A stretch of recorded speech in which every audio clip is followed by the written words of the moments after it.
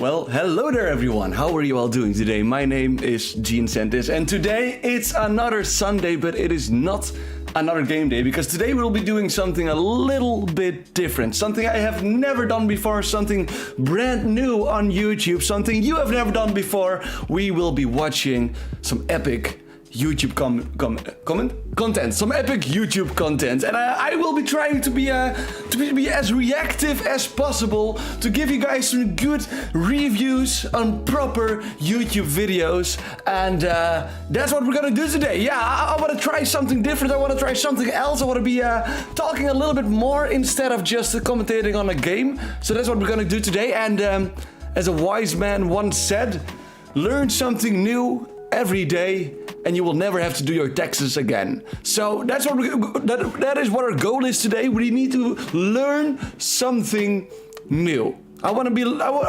learning today. I want to be enticed by some new experiences. I want today to end the stream with something new in our memory, something new that we have taught ourselves. And obviously there is only one place on the internet where you can learn everything you ever want. There's only one place one channel where you can learn everything you want, and that is obviously the Learning Channel. I want to learn something today, and as the title says, the Learning Channel. I suppose something must work there, right? We're gonna be learning something today. So we went to the Learning Channel, and there's already two pretty ladies over here, and that's a start. I already found a few videos we can take a look at. So, and also be sure to drop some videos in the chat, which I will maybe look at. I'm kind of scared of what Shady might send us, but we'll see about that. That's a bridge we'll burn when we cross it. But all right, the Learning Channel. Show me what you got. What can we teach ourselves today? The Learning Channel is better and interesting. Yeah, it is. Jumping on the MILF Manor hype. I already saw something of MILF Manor. I think we can check it out. I saw something that really stuck out to me. Welcome John, welcome Kula, good to see you guys. How are you doing today? I found a video which I'm kind of curious about. And it's called Obsessed with Collecting Mustard. Now it's a video with 1 minute and 40 seconds. So it's not a very large video, not a very long video. But I'm curious. It's titled Obsessed with Collecting Mustard. I mean, what are you gonna do with it? Is it just collecting? Is it actually eating the mustard? I mean, if you're also going to eat the mustard, I could kind of understand that, right? Like if you have a wine cellar, maybe like a mustard cellar. I've got this nice mustard from 2012 from Germany. It has pistachios. Like that I can see why one would want to collect mustard. But if you're not eating it, you should eat it, right? I said 2 hours, but I don't even feel tired. Damn, dude, what did you do? What did you do? How was your week, everyone? How was your week? I had a pretty good week. I had a pretty nice week. Anything special happened to you guys today, this week? All right, collecting mustard. I mean, he has to eat it, right? Let's just jump into it. I hope we don't immediately get copyright striked. I couldn't. Can you hear this? It doesn't seem like you guys can hear it. Wait, let me turn up the volume a little bit here. There we go. All right. I can imagine putting it under their pillow, like the mustard fairy. You put mustard under your pillow, you get a what's it called? A gargle. Like let's see. Can you hear this? So I went to an all. How long? My grocery. This is. I walked up and down. Oh, wait, let me put it a little bit louder for you guys. Let me put it a little bit louder for you. There we go. Still not A. Still not A. Let me see if I can use it all the way up then. Okay, don't get scared. Wait, can you hear it? It doesn't seem like you can hear it, can you? Let me put it even more up. There we go. Now, if this isn't gonna work, then we might have a problem. I couldn't sleep. So I went to an all-night group. Can you hear that? A mustard tree is what you get from underneath your pillow. Can't hear mustard. I couldn't sleep. It's still a little bit soft, isn't it? Still a little bit soft, isn't it? Let me see if I can increase this somehow, somewhere. Probably. Maybe it. Oh, So I went. there we go. Let's see here. Is this better? Night grocery. Can you hear that? I walked up and down the aisles. Suddenly, You know what? I'll just put the microphone a little bit softer, like that. I'll just use this microphone a little bit softer, and you can increase your volume. How about that? I'll decrease my microphone. Something like that. And then, if you increase your sound, then I think I couldn't sleep. that could work. Is that gonna work? Is that our jam? Is that what we're doing? Is this functional? I couldn't sleep. So I went to. Yes? No? Kula? Yeah, you gotta work with me here. Yes, I'm professional. I'm working with a video audio as low. It's still really quiet. Okay, let me see if I can maybe fix that somehow. Yoink. How about this? I couldn't. Why does it... Wait, let me try something else here.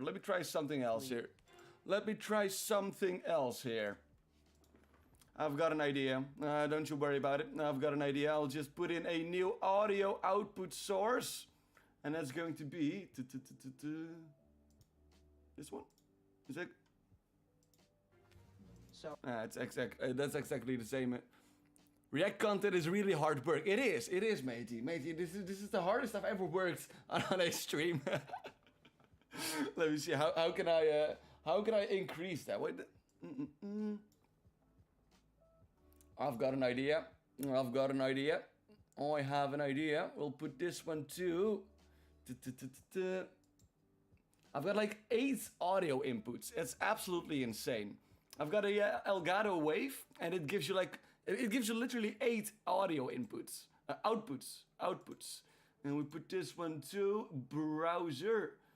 That one. And let's see if this is working then. So I went to. Now I can't hear it. Why can I not hear it now? Why is it so difficult? What the hell?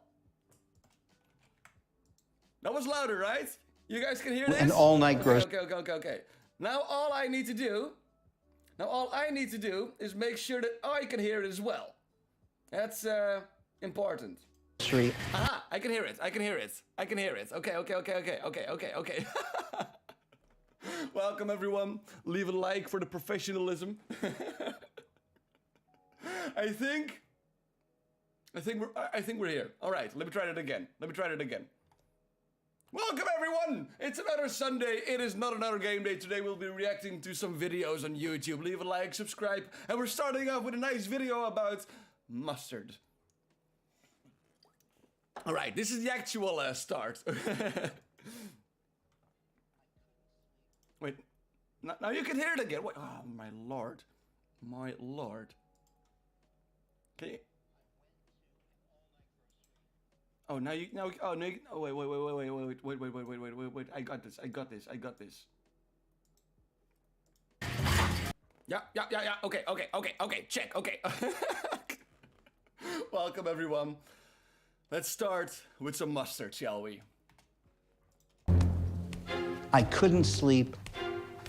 So I went to an all-night grocery. I walked up and down the aisles. Suddenly, I heard a voice. Collect us. You heard a voice? The mustard was calling him. The mustard was actually calling him. The call of the mustard, ladies and gentlemen. Hey Tomix, how are you doing today, matey? Good to see you. I've got we're watching some video content today, and maybe a little spoiler. I'm not sure if we'll get to it, but I've also got this one ready to go. The mustard is calling him. What does mustard sound like? I kind of imagine something squeaking. Collect us! Collect us! The mustard calls him, Down man. the aisles. Suddenly, I heard a voice. Collect us. And you don't argue with voices at 2:30 in the morning in an all-night grocery. You shouldn't argue with the voices at any time. Just don't listen to the voices, matey. Maybe it's just a what is it? A PA system? Just a worker over there in a corner. Collect us. Just making everybody crazy. I began collecting that very night.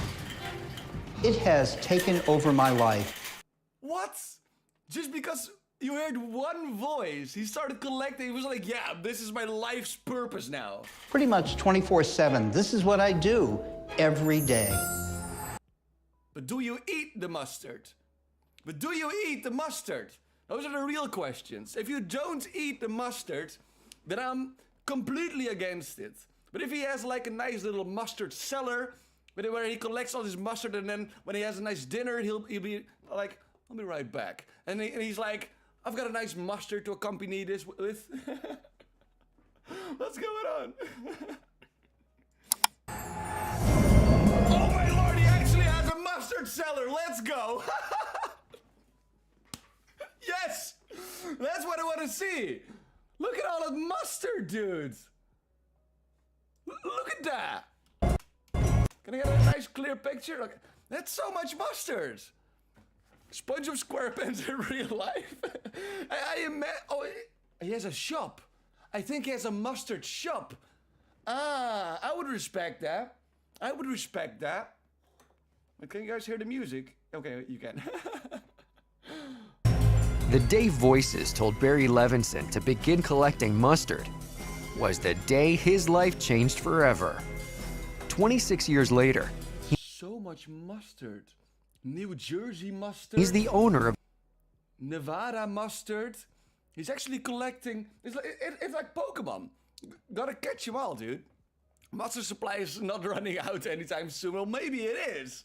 This dude might just actually collect all the mustard in the world. You guys like mustard? Leave a like if you like mustard. Leave a like if you don't. the world's largest mustard collection. The 5,500 samples from 5,500? That's a lot of mustard, dude. 50 states and 80 countries are worth over $125,000. And I'm in the wrong business. I'm in the wrong business. We should all go to the mustard business. What was that? and 80 countries are worth over $125,000. $125,000 in mustard? That's a lot of mustard, dude. What kind of a mustard? This is clear mustard. What am I looking at? This is just a bottle. The bottles don't count. I don't think that's a store. It's his room. He just plays pretend. But there's a cash register, right? Yeah. Look at this. Was the Is it not a cash register? The day voices told Barry Levinson to begin collecting He has a museum. Is that a museum? Do it as an actual museum. Okay. $125,000. And each piece is so priceless that Barry only handles them with special gloves. These are very old mustard jars. And I'm just thinking of the one meme video of the dude showing off his cup collection, and then the sound guy gets his. I'll just look it up. I'll just look it up.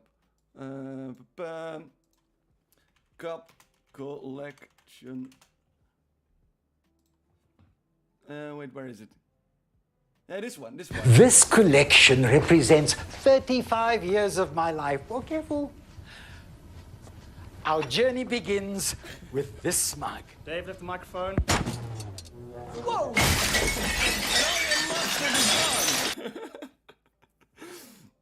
I just see TLC standing there, and all of a sudden everything goes to shit. Not a museum. It's not a cash register, it's a display case that says, oh, it's the valuable mustard. Here's a display case for the valuable mustard. What the hell? Tropical fruit mustard? That sounds disgusting. Tropical fruit mustard, what's that? Like an aubergine in that? And you treat them as you would any antique. So we want to handle them very... Antique? It has an expiration date on it. If you're not careful, it's gonna walk away. I'm gonna try tropical fruit mustard. Maybe I should. Someone send me a link where I can buy it and I'll make some content out of it. Very carefully. Very carefully. This is an old jar of Coop's mustard. It has two different colors. The top is a different color than the bottom one. What? Oh, you guys cannot hear the music anymore. Where the hell did the music go now? Like, I have so many audio outputs. The music is actually not even picking it up anymore. Let me see if I can fix the music. Let me see if I can fix the music. You guys cannot hear the music, right? Do we need music? We have audio from the video itself. You're right. You're right. All right. You're absolutely right. No need to worry about that. Thank you, Tomix. Oh, wait. You guys cannot really see the chat, can you? All right. Look at that color, dude. Look at that color. The top is a different color than the bottom. I'm pretty sure that's gonna kill you if you open it up. I'm pretty sure that's not how mustard gas comes to existence. But I'm pretty sure he's going to find a new way to create mustard gas here. Look at all it. It has an expiration date, right? It has an expiration date, right?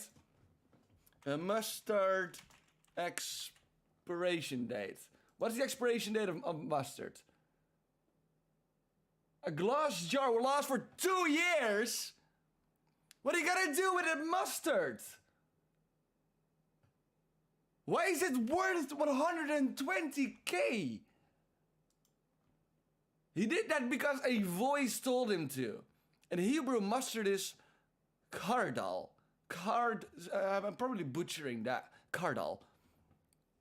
Why need music when you have mustard? Why need music when the mustard can sing to you? The mustard voices, I'm pretty sure they have a nice orchestra of mustard noises. This collection is running for 26 years, right? Like, most of what you see here is actual poison. It's the sort of sound you make before you spit, like...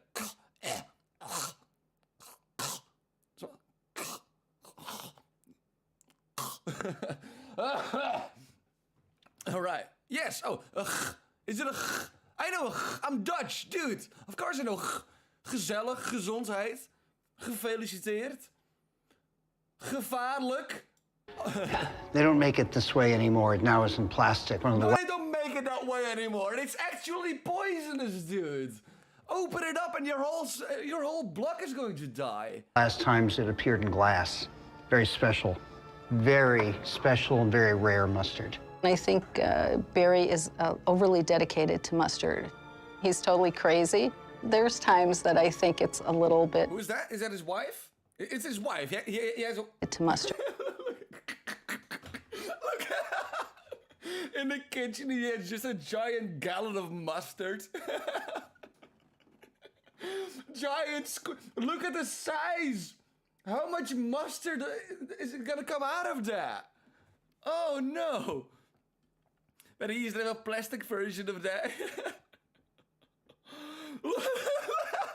Even her sweater is mustard color. They also wear mustard colored clothing, yeah. He's totally crazy. There's times that I think it's a little bit too much. At what times? Christmas? At what times are you questioning your marriage here? What are the times? I need to know specifically.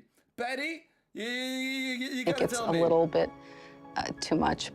The collecting part, it's not really my thing. I just married into it. She just married into it. She's in there for the big money. She's in there for the mustard money. You gotta hook into that dude, wait until he dies, and then just catch every mustard. I mean, it is 120k.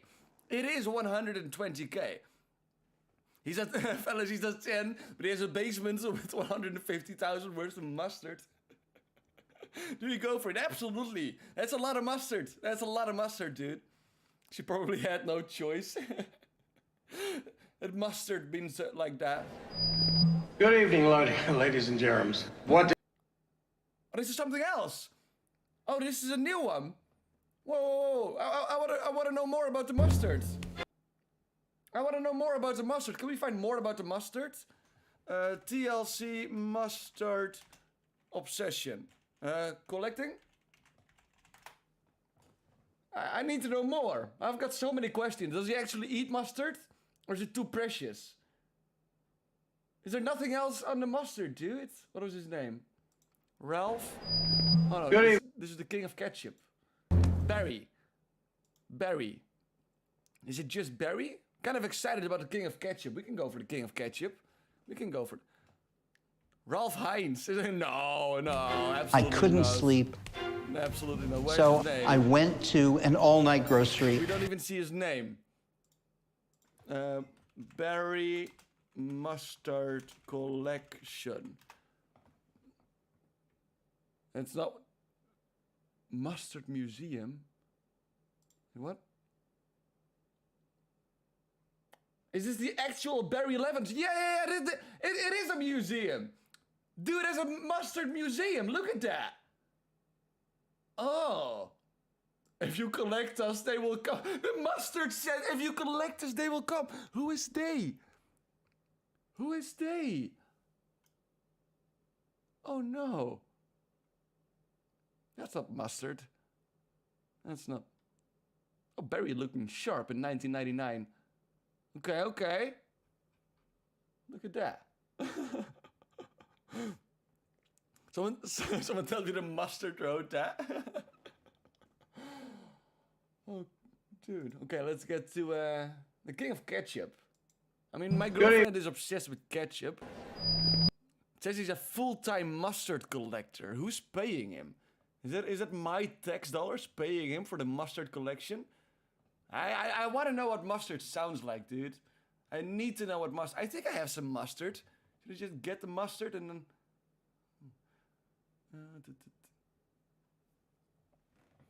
We're watching through a playlist of my crazy obsession. I think so. I think so. Yeah, I think so. I fell into the rabbit hole.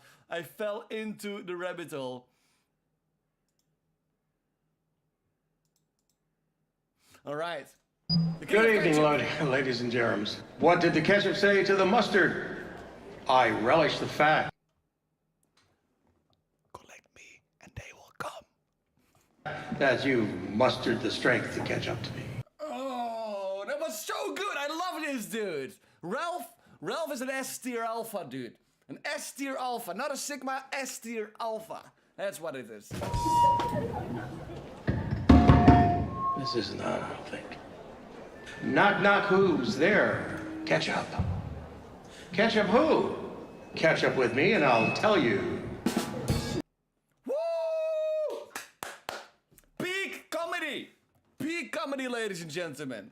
Oh my lord, that's what she came here for. Mustard and ketchup jokes. Catch these nuts. I got him.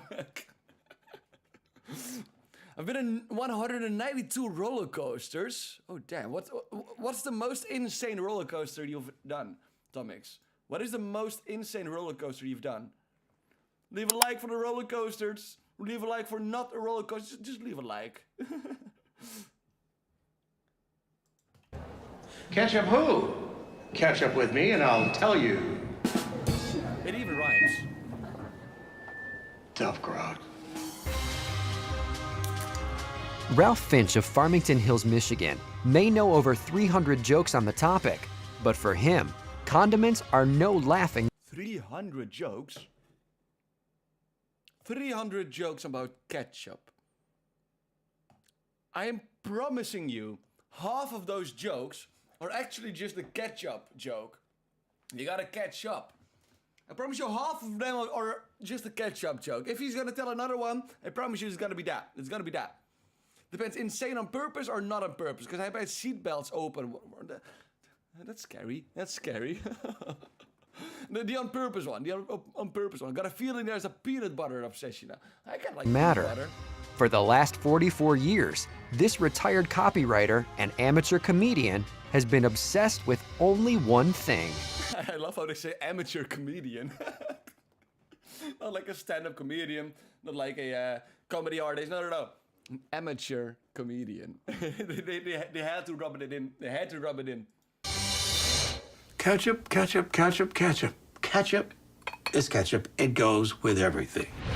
It's given me pleasure. It takes Ew, a fair... Don't say pleasure.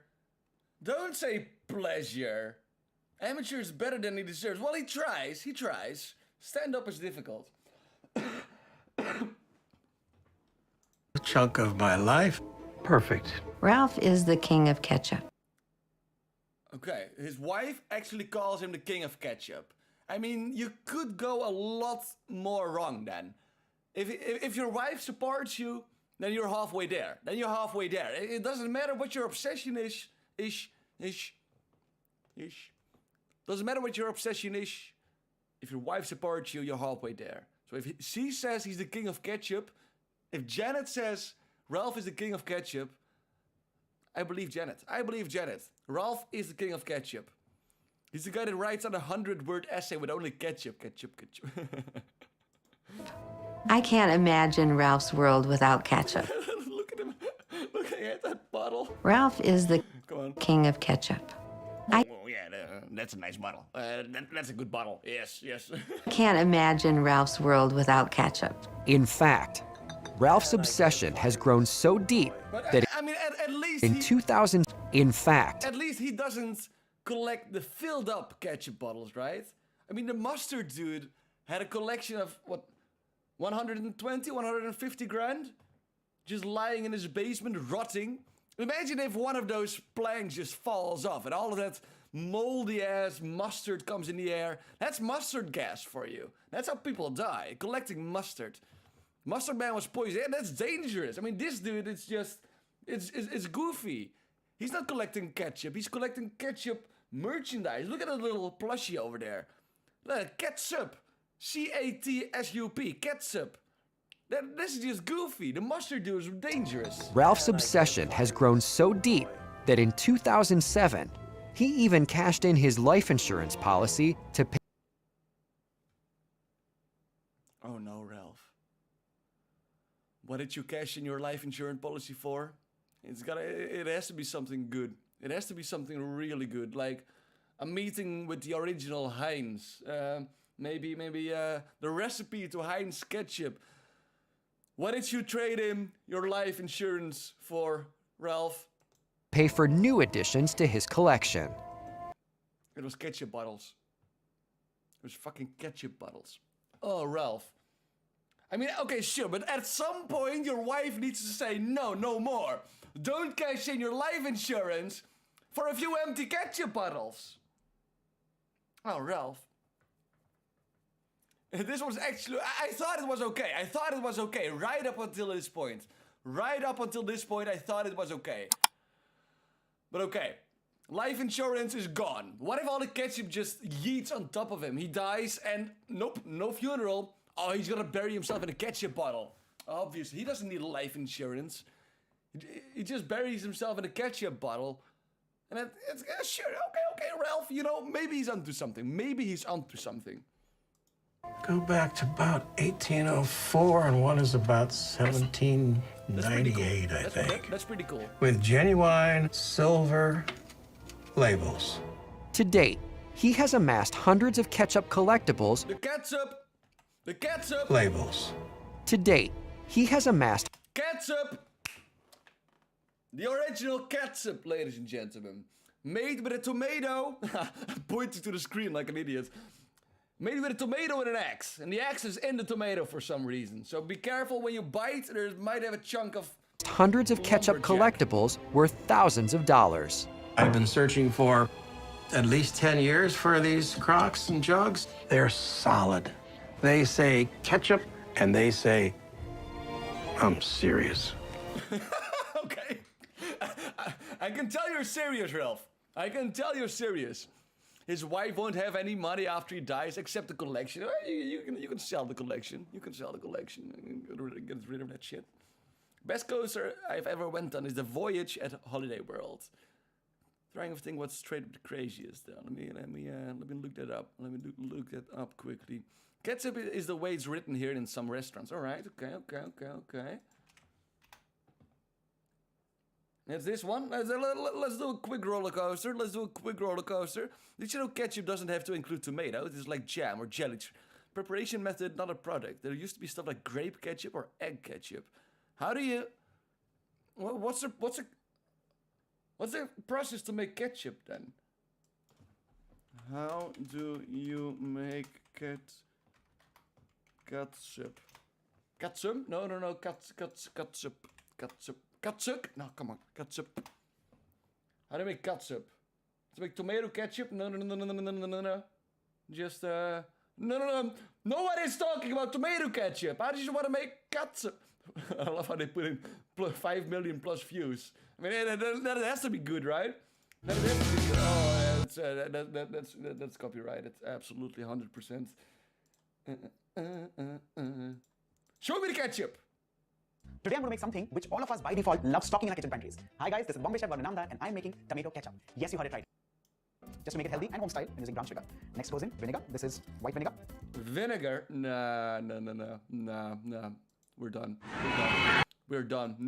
No vinegar here. I don't like vinegar. No vinegar. The Voyage, ladies and gentlemen. Sell the collection to whom? Museums, maybe? Why is this such a crazy roller coaster, Thomas?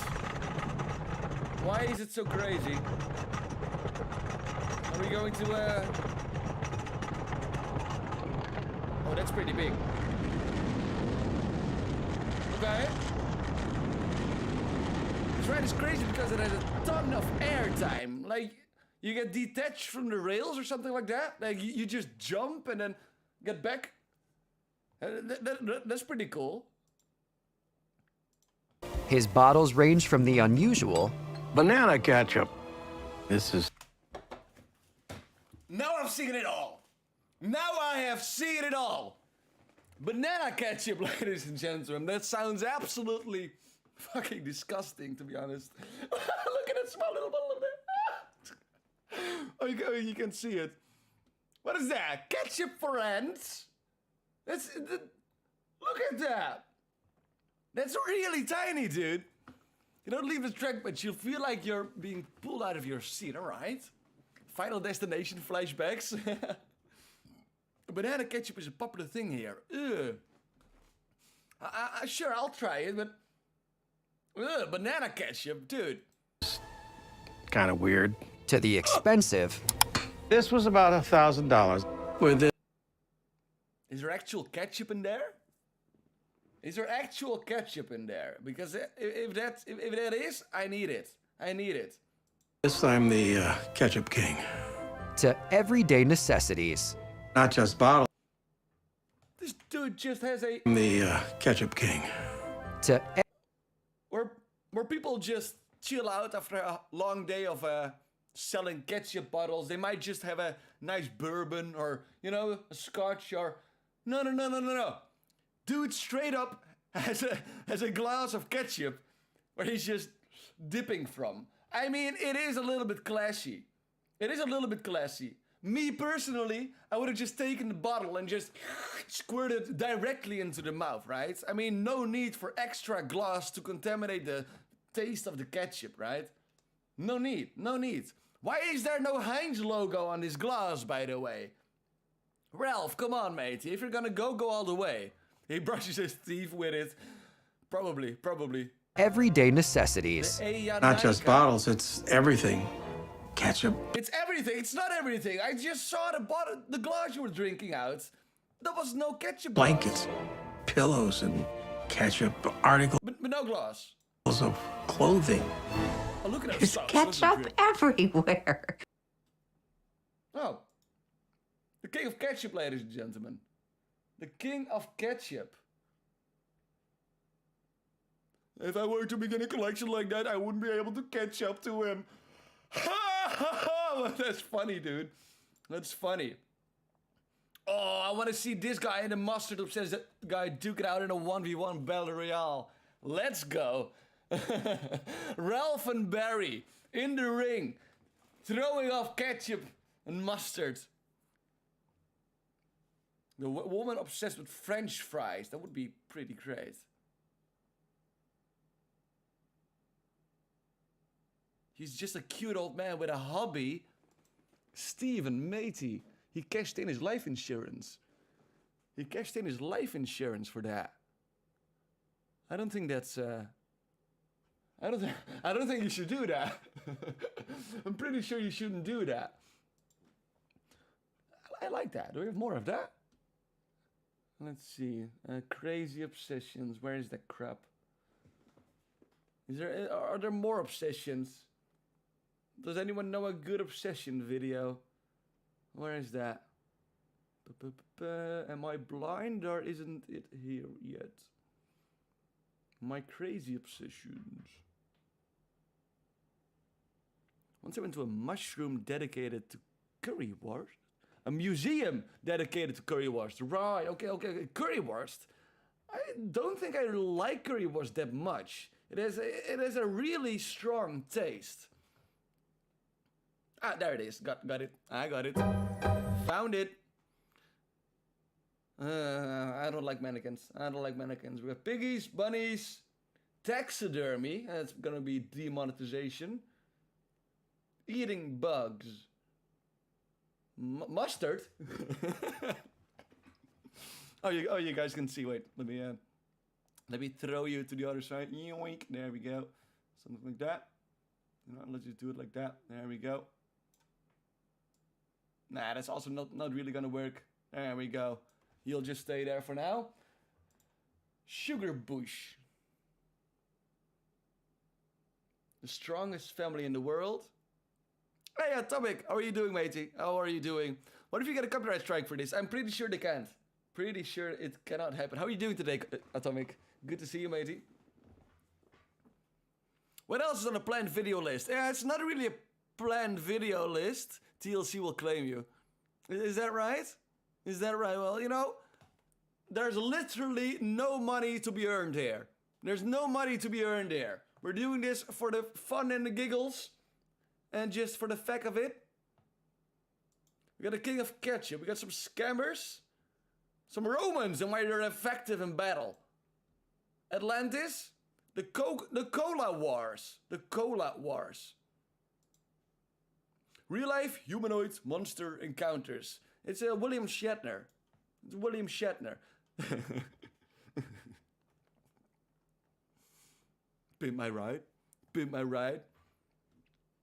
TLC will claim, okay, but in worst case scenario, the live stream is offline, right? Worst case scenario, we delete the live stream. So that's not really something to be scared about, right? It's not like my door's gonna get broken down with TLC. I hope. Some gamer rage. We got topics over here. Let's see, what do we have? Pinkifying a puppy. Oh.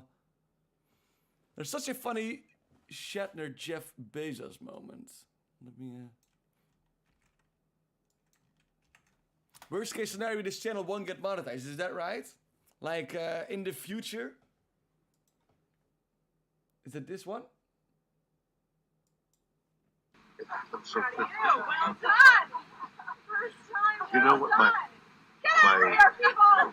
the impression I had that I never expected to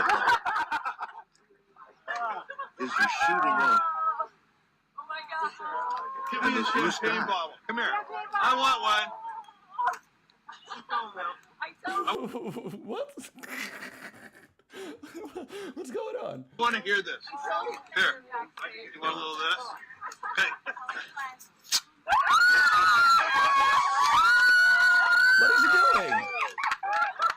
Shatner having an emotional moment. Bezos is like, give me that champagne! Champagne!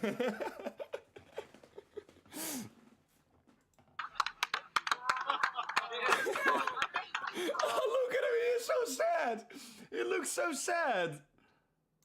Aww. He looks so sad. Oh, you were saying? Yeah! The champagne showers have begun.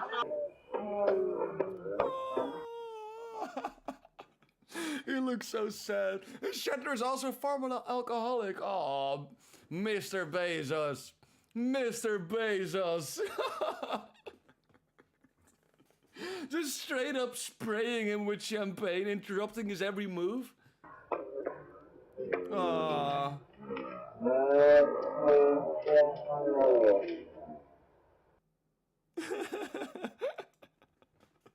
Fantastic, that's great. That's great. Right, what other fun things do we have to look at? What Go, go, go, go, go! funny things do we have to look at? Any suggestions for cool videos?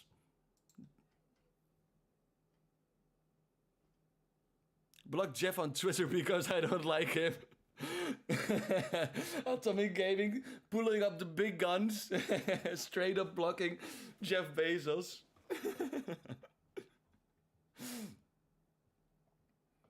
We can do some scammers. Scamming could be fun. You want to watch a scamming video? You want to watch a scamming video? Getting 400,000 from a scammer. That's a good thumbnail. That's a good thumbnail. Scamming a cop. Why would you scam a cop? Why would you do? Why would you record that? that's such a. Why would you scam a cop? They're scamming scammers. You know that, right? That's so cool. This dude and that dude, they're both so amazing. They call up scam companies and they start scamming them. And just straight up start scamming them. Atlantis. we want to be finding Atlantis, boys. We want to be the Cola Wars. You know what? Let's watch a little bit about the Cola Wars. Pepsi and Coca-Cola, the marketing campaigns between them. I'm kind of curious. Come, children, gather around and hear tales about days long ago in the 1980s, before we knew the pressure of too many choices. Movie theaters had 3 screens, TV had 3 channels, and there were only 2 major league soda games in town. Coca-Cola. Oh, what about RC Cola? RC Cola was a big one. I never had it, but RC Cola was a big one, right? And Pepsi. But just like the Highlander, there could only be one, resulting in a billion-dollar clash of celebrity. Nah, no, that's crap. That's bullshit. There can only be one. Why can there only be one? Why can there only be one? It's like, hey, I make cars. Oh, I also make cars. No, only one. Like, nah, they can both exist, right? They can both exist, right? Endorsements, blind taste tests, and the nightmare of new Coke. Today on Weird Cola. We're talking about cola. History Food, we're talking about the 80s carbonated cola wars. That's what I mean. But before we get started, be sure to subscribe to the Weird History Food channel and let us know in the comments what other classic food wars you'd like to hear about. Oh, Pepsi is better than Coke. I don't think so. I like Coke better than Pepsi. Pepsi or Coke? Pepsi, Coke. There we go. Let me know. Okay. Coke or Pepsi? Choose wisely, my friends. Oh my lord, she's actually she's actually talking about the poll. What's it gonna be, boys? Pepsi or Coke? The trouble between Coke and Pepsi had been bubbling since their inception. In 1886, a Georgia pharmacist called Dr. John S. Pemberton came up with the... Sorry, what? Dr. John S. Pemberton? I just removed my chat. I cannot see the chat anymore. I've never knew who invented cola. How do you invent cola? It just sounds like a experiment gone wrong, right? Personally don't like Pepsi, it tastes a bit odd. I too don't really like Pepsi. But most people here do like Pepsi more than Coke. All right, okay, that's good to know. Well, 3 votes. With a massive 3 million votes, you have voted for Pepsi. Okay. The idea for blending carbonated water and sweet syrup into a refreshing fountain beverage. A few minor things to note. Oh, sorry, what? Did she just pull up a minor? Was it a minor? Or was it and sweet syrup into a refreshing fountain beverage. A few minor things. Okay, I thought they were mining. I voted a second too late, but I voted for Coke. Alrighty. Pemberton was a morphine addict due. Pemberton was a morphine addict, but the original Coca-Cola had actual cocaine in it, right? Because cocaine also used to be a medicine, and they heated it in cola, just like morphine apparently. To an injury from the Civil War. And Coke was not his first foray into beverages. He'd begun with something called French wine cola, which... Wine cola? The wonderful invigorator and exhalane to impart health, strength and vigor to mind and body. This just straight up sounds like a Call of Duty Zombies. The ideal nerve tonic and intellectual beverage, highly endorsed by the elite of medical profession for the cure and prevention of mental and physical exhaustion, chronic and wasting disease, dyspepsia. Hey, Pepsi. Here we go. See? Okay, just $1 a bottle. That's cheap. Which claimed to be a wonderful invigorator of sexual organs. Wow, can't believe that one didn't take off. During a statewide prohibition of alcohol, Pemberton created a non-alcoholic temperance drink. But it contained Coke. Right? So, I'm only here because I woke up feeling early like throwing up. I hope you feel better, dude. I hope you feel better. It Coca-Cola. And while the recipe for Coca-Cola is locked up tighter than your old MySpace account, we can tell you Pemberton's secret ingredients were real Coke. There you go. So in the prohibition, you were not allowed to drink alcohol, but you were allowed to drink cocaine because it wasn't widely known what the actual effects of coke were. Could you just imagine just giving your children Coca-Cola and they just start bouncing around the house and shaky and all, so. White powdered kind, and caffeine. Much of soda's earliest innovations were created by pharmacologists adding random substances from their shelves. I mean, at some point there has to be a soda containing, pee, right? If you are a pharmacologist and you're just actually yeeting shit in each other to see if they combine and you can make something cool, at some point in history, one of these dudes have got to taken a crap in one of his creations. And someone will have to tried that. Oh. That is disgusting. That is what that is. It is what it is. $1 in the late 1800s is around $30 today. Damn. Gene, what happens if you give kids cola today? Yeah, that's the same thing. Walmart cola. I think Coca-Cola is the best, in my opinion. Leave a like for Coca-Cola. Leave a like for Pepsi-Cola. Join the Discord. Subscribe. Let's go. The Atlanta Journal sounded a coked-up horn when they wrote the soda was delicious, refreshing, exhilarating, invigorating. Of course they said that. They were fucking high. Tend to speak in exclamation points after downing a can of those secret ingredients. As Coca-Cola's popularity grew, other pharmacists took note. In 1893, a North Carolinian named Dr. Caleb Bradham developed Brad's Drink by combining Brad's Drink. That's a good name. carbonated water with sugar, caramel, and other natural flavors. That's what I like to hear. 5 years later, Brad's drink was rebranded as Pepsi Cola. Oh. Brad's drink. I didn't know that. Okay. Either because Brad was and is a pretty lame name, or because they didn't want to get in trouble for stealing his drink. Don't shit on Brad. By 1902, the Pepsi Cola Company was up and running, but Coca-Cola was still the dominant cola for the first part of the 20th century. Come on, Pepsi, you can do had it. a rough go at it at first, going bankrupt in 1923. Though in fairness, They already went bankrupt in 1923. Okay.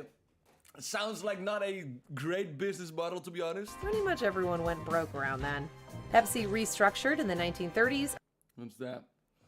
Pepsi and Pete, the Pepsi Cola cups. Protected the crown tonight, stuck with Pepsi, everybody likes it. Their flavor in the 6-battle home cartoon is a small bargain. Each big bottle holds 12 full ounces. Let's go. I'm sold. Pepsi all the way. I make sure you get a big bottle, 12 full ounces. I make sure it's wholesome and grand tasting. Let's go. The Pepsi cups, ladies and gentlemen.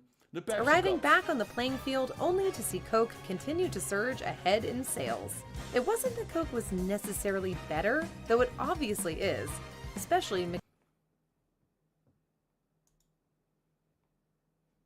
McDonald's Coke. How?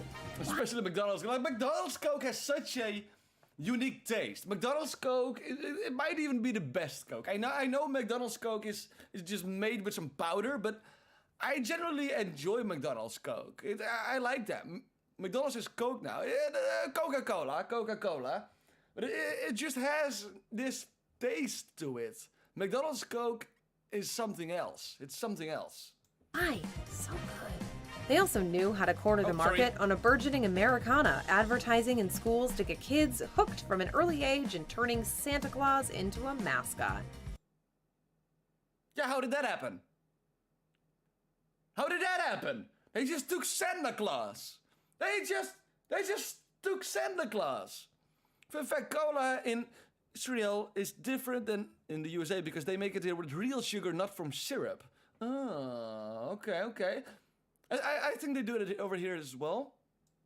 Seriously, how do you compete with Santa Claus? A mascot named Brad? No, Brad, that'll Let's go, Brad versus Santa Claus, 1v1. never work. By the time World War II broke out, Coca-Cola could be found in 44 countries. In 1965, Pepsi merged with Frito-Lay so it could gain better footholds in the restaurant and supermarket industries. What, Frito-Lays? Merged with Frito-Lay. What is Frito-Lay? Gain better What is Frito-Lay? footholds in the restaurant and supermarket industries. Or maybe they were PepsiCo. PepsiCo has so much. There's just so much stuff that PepsiCo owns. Lay's, Tropicana, but there's so much more. There's so much more. S'mores. PepsiCo. PepsiCo. Can we get it to Wikipedia? Where's Wikipedia? Let's see here. A very big famous brand of bagged chips. Yes. We also have Lay's here. Frito-Lay is potato chips and yes, as well. PepsiCo has so many companies. Can I just get a list? I just want to have a list. Just give me a list.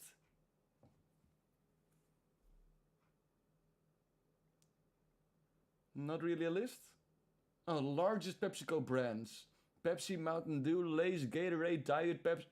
Diet Pepsi and Pepsi are two different companies, brands. Two different brands, I didn't know that. And Tropicana is just every beverage in one.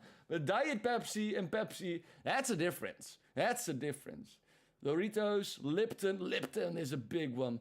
That's PepsiCo and Unilever, right. That's a chart of 2009. You're absolutely right. PepsiCo brands? PepsiCo brands. I think that might... Our products.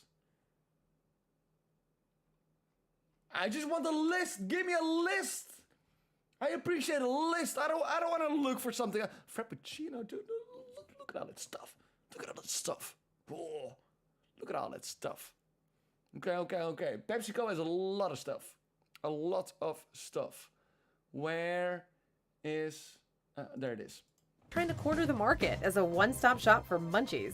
After all, these drinks were being created by the early 20th century equivalent of a guy you have saved in your phone as Molly Mark. But Yeah, I'm just not gonna say anything Coca-Cola about that. was busy launching a dizzying array of carbonated beverages like Sprite, Tab, and Fresca, a sugar-free grapefruit soda. How about a Fresca? Would you like a Fresca? Would you like a Fresca? Pepsi just couldn't compete. Sick of playing second fizzle, and with very little to lose, Pepsi made its first real crisp move against its colossal cola competitor in the mid-70s with a now famous challenge. The Pepsi Challenge. Does anyone remember the Pepsi Challenge? You saved them in your phone. It's Molly Mark. The narration, it's a little bit... The year, 1975. The place, shopping malls and public areas across America. It was known... Pepsi's gonna come in. Pepsi's gonna come in with a giant brand, a giant marketing stunt to get everyone's attention to Pepsi. Everyone needs to get away from Coca-Cola and get into the Pepsi mindset. And that's what Pepsi's gonna do. That's what Pepsi's gonna do. They're gonna light the sky on fire in the colors of Pepsi. And they're gonna make sure everyone knows that Pepsi is the upper echelon of carbonated drinks. Known as the Pepsi Challenge, a genius bit of marketing dreamed up by the soda company's ad team. The premise was simple. Have Americans do a blind taste test between samples of Coke and Pepsi. That just sounds like a terrible idea. Why would you do that? I mean, come on. Sure, I endorse every marketing campaign you want to do, Pepsi, but don't let them taste Coca-Cola next to Pepsi. That's just gonna end. That's just not gonna end well.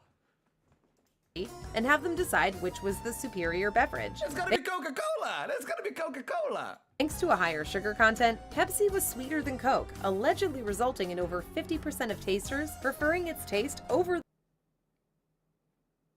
50%. 50%. That says exactly nothing. the gold standard. Pepsi. Pepsi ads proclaimed victory, praising consumers for knowing a winner when you taste one. Half of them. Half of them. Oh, over 50%. 51%? What, 52%? I need to have the actual number here. Resulting in over 50%. Pepsi Challenge 1975. Percentage maybe. I need those percentages. How much people did prefer it? Method, history, contest. No. I need the results. I just need the results, mate. It could have been 75, but then they would have said over 75%, right? Then they just would have said over 75%. Here, 12 or 13%.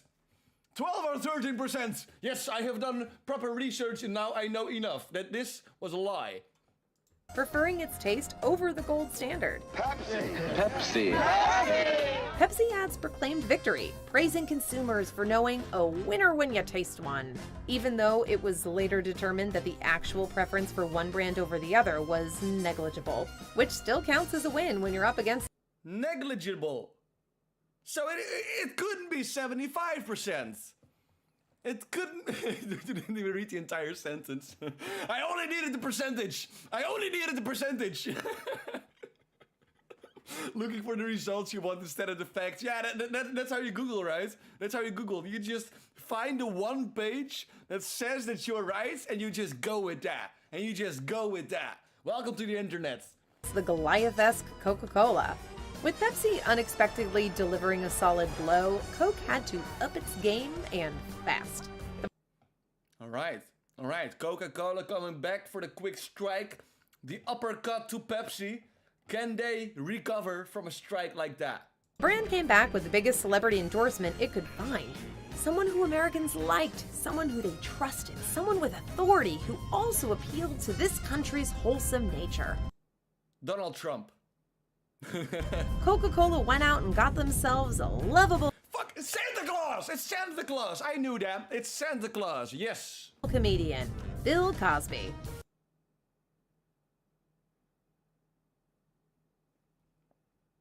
Well, that aged like a nice fine milk. God damn it.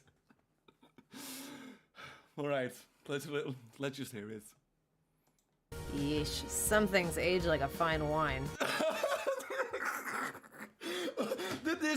I promise you I have never seen this before. Others, like a Cosby sweater. I was pretty sure she was gonna say milk. I was pretty sure she was gonna say milk.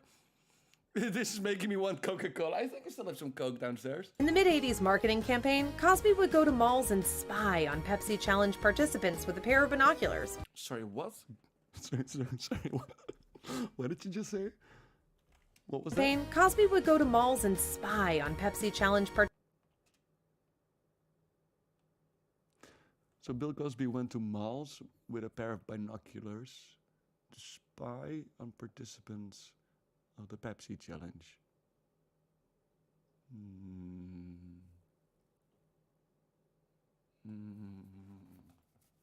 Okay. Stalking customers. Let's hope this is not gonna take an even darker turn. Participants with a pair of binoculars, pointing out flaws in the... Are they gonna top Santa Claus? Hey, do you know Bill Cosby? Yeah, he's a great guy. Let's make him... let's put him next to freaking Santa Claus. Blind taste test methodology. Wonder what else he was doing. In retrospect, this was creepy, but it was also effective. Though Pepsi had gained some traction by managing to instill doubt into the minds of thirsty Americans, brand preference was still strong enough to keep Coca-Cola in the lead for now. With the Pepsi Challenge's continued media... Why are there pictures of tanks? Oh, wait. Did you know that Pepsi, at one point in history, had the biggest naval fleet in the world? I think that was Pepsi. Was that Pepsi? Was it? I'm making a short out of this video and getting my own subscribers. Just tag me in it, matey. Pepsi military power. Pepsi at one point had a giant, the 6th largest military in the world. That was Pepsi. I think they sold. Get away. Shoo. I thought they sold stocks. What was that? To Russia? What's that? I don't appreciate cookies. I don't like cookies. Shoo, get out of here. Ooh. What was that story again? I think it was something with... Yeah. The Soviets and...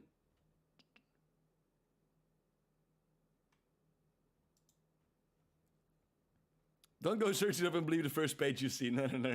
You know what? I'll just go to the wiki. I'll just go to wiki. It's got to be in here, right? Brad's drink. It's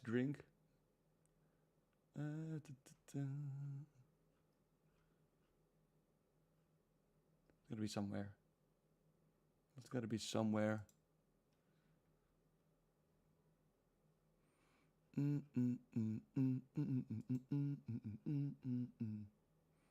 I think they had a deal with the Soviet Union to get them to deliver Pepsi in Russia, and in turn, in trade for that, they got a giant fleet of ships and submarines, 17 submarines, a cruiser, a frigate, and a destroyer.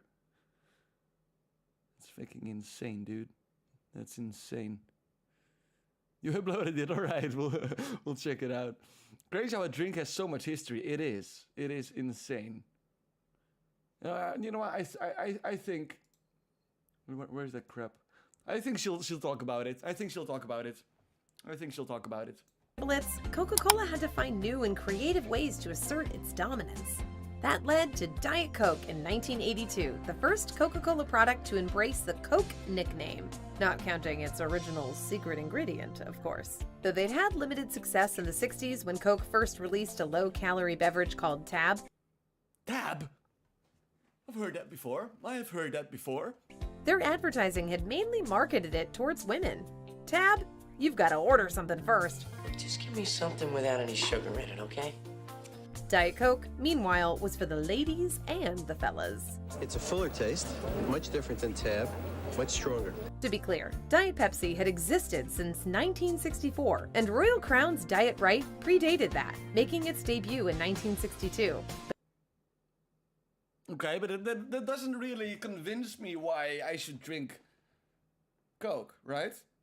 You had Tab once, it was horrible. The Diet Coke was the first hit in the US diet soda market. In fact, by 1984, it was the nation's third most popular soft drink, right behind Coke and a little uncola known as 7-Up. 7-Up. 7-Up, wasn't that from Pepsi? No, that's also from Coca-Cola? Sprite, that's from Pepsi, 7-Up right. was an anomaly, an outlier in the soda wars that wasn't produced by Pepsi or Coca-Cola, but by Dr. Pepper, whose founder was, you guessed it, a pharmacist. Is it, what was his name? Charles Alderton? What? I thought this was Mr. Pepper himself. I thought this was Mr. Pepper himself. This is Mr. Alderton. Mr. Alderton. Hey, Rhino, how are you doing today, matey? Good to see you. You're not late at all, matey. This video seems to be biased towards Coca-Cola. It is. I think it is. It absolutely is. At one point she said, because Coca-Cola is better. I mean, yeah, this is completely biased. The king of soda pop. What did Michael Jackson drink? Was it Pepsi or is it Coca-Cola? What do you think? Is the king of pop on the side of Pepsi or on the side of the living? Of the light? The good side, which is Coca-Cola. How is Pepsi going to top the 1-2 punch of Diet Coke and the Cosby endorsement? By getting their own celebrity spokesperson, obviously, and one who had a different market appeal than Cosby's patrician wholesomeness. Pepsi wanted... Oh no! Now we got Bill Cosby on the one hand and Michael Jackson on the other. I mean, that shouldn't be such a hard choice to make. We're on Pepsi's side now. We're now all of a sudden on Pepsi's side again. I don't care about Santa Claus. We're on Pepsi's side because we know that they're gonna get a giant naval fleet as well. Pepsi is now in the lead. Someone cooler, edgier. As MTV came into its own, Pepsi looked for a musician who could literally reach out and touch a younger audience. You see where this is going, right? Michael Jackson, the undisputed king of pop, had already been approached by the Coke team and had passed on $1 million endorsement deal. Okay. Pepsi and Coke are overrated. Why is that, Rhino? What is the best Coke according to you? What is the best? Waiting to see R. Kelly next. Marketing ideas really age well, folks. In a huge upset for the soda wars, Jackson teamed up with the underdog Pepsi and became the shining jewel in Pepsi's Choice of a New Generation campaign. It was later revealed that Pepsi had offered Jackson $5 million for shilling the soft drink, the biggest personal endorsement The messages aren't sending, no, I'm deleting them. deal in history at the time. I think you know why. Had all gone as planned, Jackson would have starred in a series of national commercials, as well as made it the official beverage of his Victory World Tour. I mean, that's pretty insane. If you got Michael Jackson on your side, and Michael freaking Jackson says, buy this drink. I'm gonna buy that drink. I'm gonna throw away all the Coke I have right now. I don't need Coca-Cola anymore. Pepsi all the way, let's go. But all did not go as planned. While filming the second of his Pepsi commercials in 1984, a pyrotechnic went off, lighting Jackson's hair up and severely burning his head and face, leaving Moonwalker scarred for the rest of his life. This could have been a sticky situation, but Jackson's camp played nice, probably because of all that money on the table. Not only did Jackson not hold the company at fault, but he would continue on as their spokesperson 2 years later. And that would have been a little bit sad. I mean, the pyrotechnics, I mean, would you really just yeet away a complete deal because of a technical malfunction? I mean, sure, your hair was on fire. I mean, I get that, but sure, okay. Oh no, oh no. Explosions and celebrity scarring aside, Pepsi's sales had skyrocketed in the mid-80s, culminating in the 1984 release of Jackson's Soda Spot, featuring the king of pop singing rewritten Pepsi-centric lyrics to his hit song, Billie Jean. Tell me about the naval fleet! Hey, well, if we weren't demonetized, there we went. Fun time. The ad and tour did the trick, attracting a bevy of hip stars like Michael J. Fox, David Bowie, and Madonna to the new generation. Coke's share of the market was in free fall, dropping from 60% during World War II to a mere 20% in the mid-80s. You can actually chart the progress of the Cola Wars by watching Back to the Future movies. In the original Back to the Future, there's whole scenes devoted to Marty McFly ordering various Coca-Cola products. By the release of I mean, marketing, it's such a broad concept. There's so many ways to approach marketing. Like, I don't even know what it's called in English, but the marketing that you just put a drink on a table in a movie. It is so sneaky, but it works so well. People don't even realize that they're watching an ad for something unless they really have to pay attention. But usually it's so simple, so sneaky. Back to the Future Part 2, shifting consumer preferences and Michael J. Fox's new status as a Pepsi spokesperson resulted in the sequel featuring a whole scene about Pepsi. Advertising campaigns were getting more barbed as well. No longer content to just hype their own product, Pepsi went on the attack. Oh, that was a pretty dope commercial. The rocket launcher. One commercial featured an archaeologist leading a Pepsi-sipping group of students through the remains of a split-level home and discovering a grime-covered Coca-Cola, effectively calling Coke a relic of the past. Damn. As the Cola Wars dragged on, public sentiment was best summed up by journalist and Pepsi head Brian Junger, who said, "I'm surprised we didn't just divide the country and put our own sort." Where are you gonna? Is she gonna talk about the naval fleet? No. Why not? Pepsi had the 6th largest military force in the world at one point. And we're not gonna talk about that? Pepsi could have just literally invaded Coca-Cola.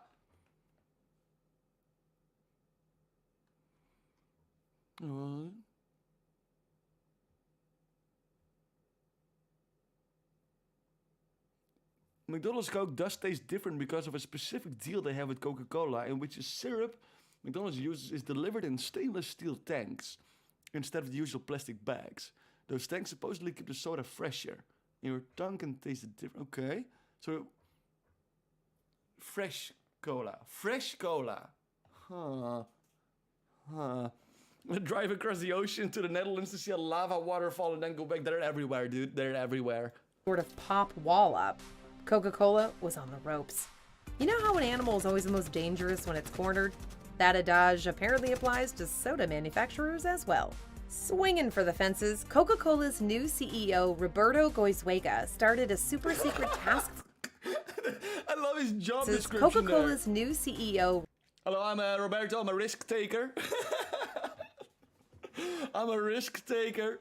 Can I touch the lava? You can touch the lava, but only once. Roberto Goizuega started a super secret task force within the company, calling it Project Kansas. Project Kill Machine? That's not what it stands for. So what does it stand for? The codename was an homage to progressive Kansas politician and editor William Allen White, who had once called Coke the sublimated essence of all that America stands for. The what?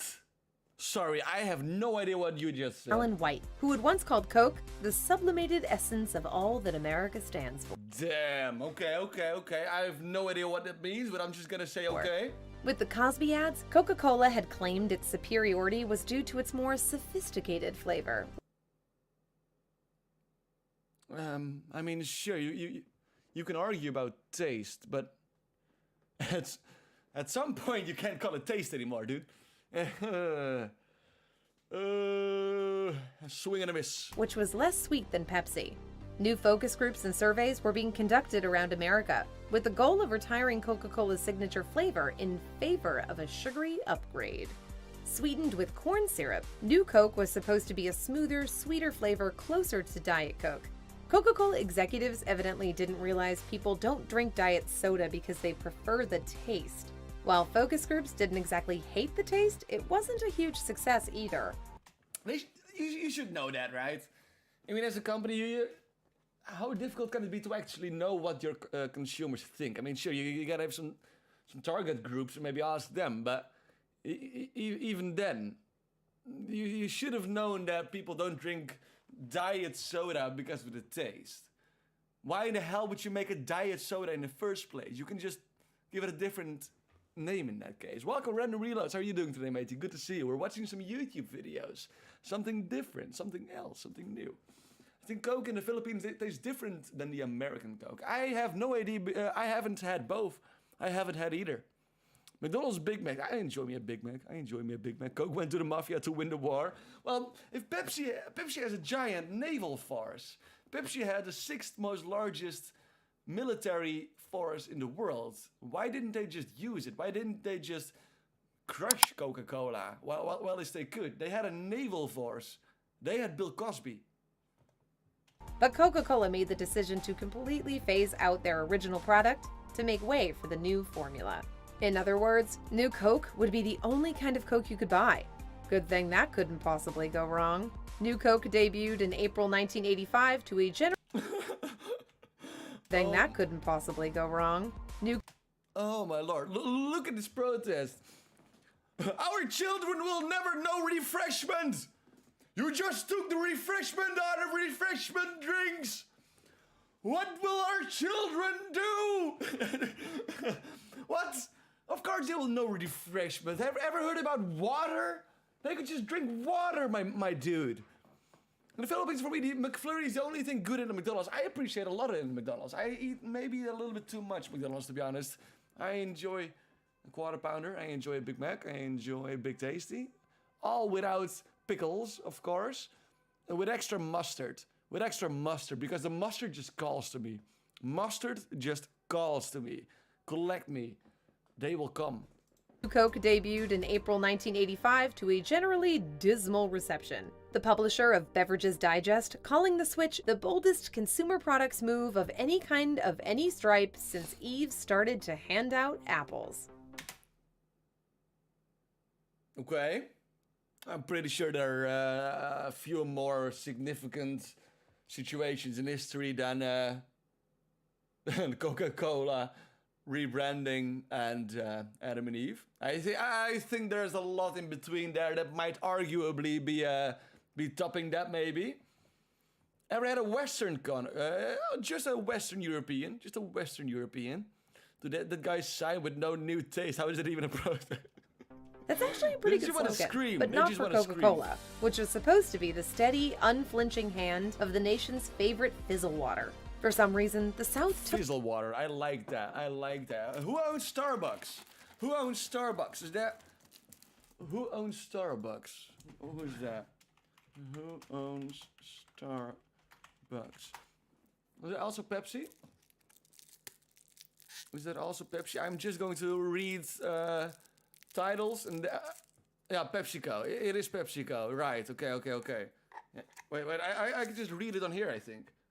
Just read it on here. Probably somewhere. Probably. Starbucks don't sell pub. I was on a website you visited earlier. Righty. Right. Okay. There it is. this the hardest. I like their caramel waffles. I've got me a cappuccino with some chocolate in it. I enjoy it. Many there were Coca-Cola loyalists and considered Pepsi a Yankee brand. How can you be a Coca-Cola loyalist? It just sounds like a job description. I mean, it sounds better than a full-time mustard collector, I tell you what. Newsweek likened New Coke to two-day-old Pepsi. A group called the Old Cola Drinkers of America, which really existed and we swear we did not make up, even sued Coca-Cola to revert back to the original branding.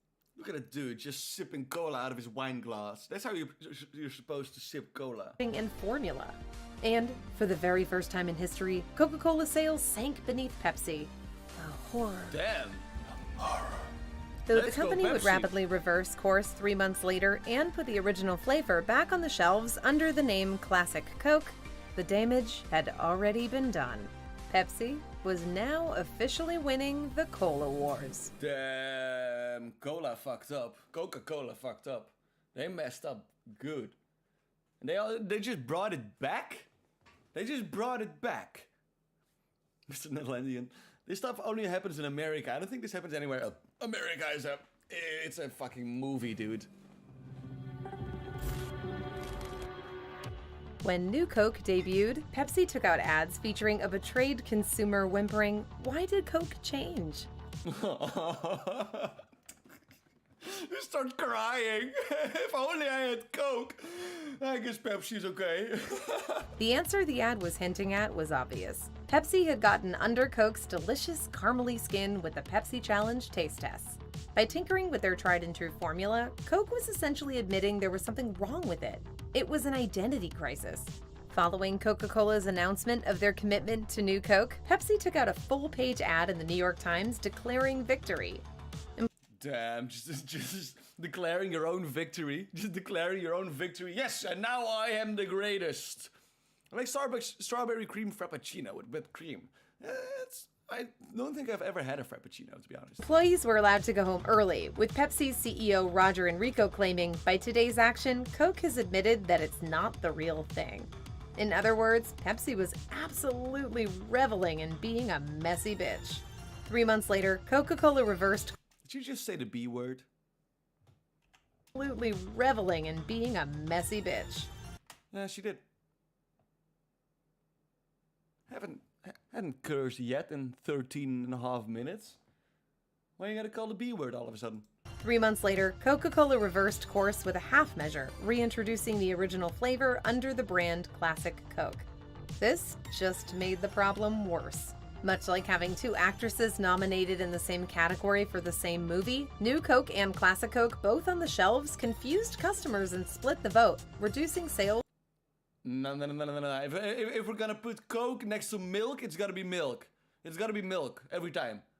It's gotta be milk every time. McDonald's in Sweden had macarons. It tastes good with €5. Damn, that's an expensive macaron.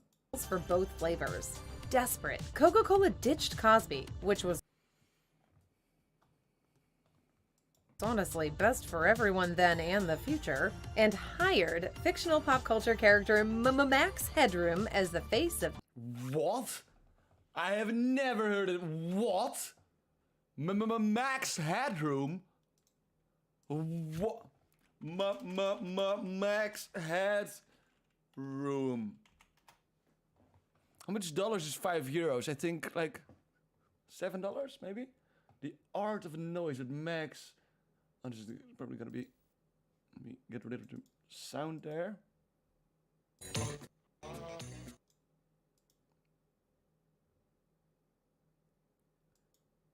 They went from Santa Claus to Bill Cosby to this. Oh Lord. Oh Lord. Oh Lord. New Coke. However, the selection of Max Headroom was seen by some as a forced attempt to court the same youthful demographic as Pepsi's New Generation campaign. Sort of a precursor to the "How do you do, fellow kids" meme featuring Steve Buscemi. Come to think of it, Steve Buscemi would make an excellent soda spokesman. A lot better than Bill Cosby, I tell you. But this was far from the end of Coca-Cola. As you may have noticed, his face kind of reminds you of Giga Chat, but it looks awful. Yeah, I mean, it's the jawline. It's the massive jawline. By the brand's continued presence in just about every corner store and restaurant in America. After an initial surge in sales following New Coke's release, Pepsi failed to gain many converts. People didn't hate New Coke. In fact, some weirdos actually liked it. It's the best Coke I've ever had. It's just delicious. It's just delicious. The animosity was more directed at the total removal of the original formula. Sort of like how George Lucas deleted the original versions of the Star Wars trilogy after those god-awful special editions came out. And at the end of the year, it was Coca-Cola who claimed the most in sales, with Classic Coke outselling both New Coke and Pepsi. Just goes to show, you can't teach an old soda new tricks. Well, you can. Just Okay, don't but- expect to sell it in the South. So what do you think? Which cola rules them all? Let us know in the comments below, and while you're at it, check out some of these other videos from Weird History Food. Alright, but what happened to the Pepsi military units? The Pepsi military power. It was a giant military power from Pepsi. You're not even going to discuss that? Like, Pepsi has the actual means to end Coca-Cola forever. You're not even going to tell us about that? Pizza Wars from the 90s also sounds interesting. It's another 12 minutes. What else do we have? Should we do more? Because if so, then I will take a quick break. Let's do a few more. Let's do a few more videos, but I will be taking a quick break. Then I'll be back in 5-10 minutes. And I'll continue on with some cool, nice, new YouTube videos. Let me see if I can get the music back. You cannot hear the music, can you? I don't think you can hear the music. Let's see if I can get it back for you.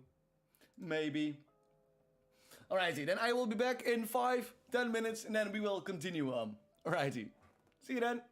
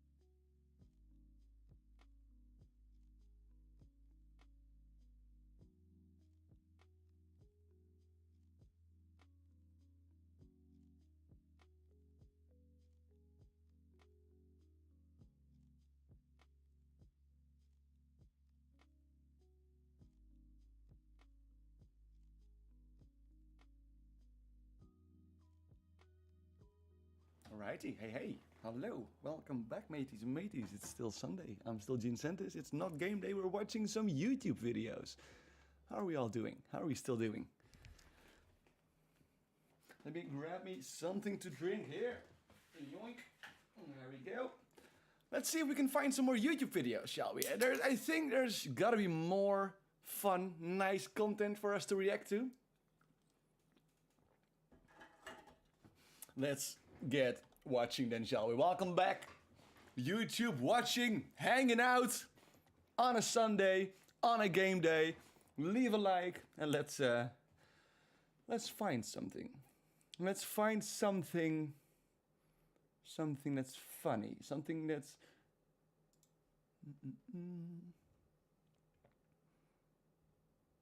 Yes, I wondered if you have anything in your tabs folk might enjoy. You know what? Sure. You know what? Sure. Let's watch them. Let's watch them. Ladies and gentlemen, Tomix Comics has made a video of the best of 2022. Now, if you don't know Tomix Comics, he is an amazing... Oh, why am I not... Be sure to subscribe to Tomix. I am also subscribed to Tomix.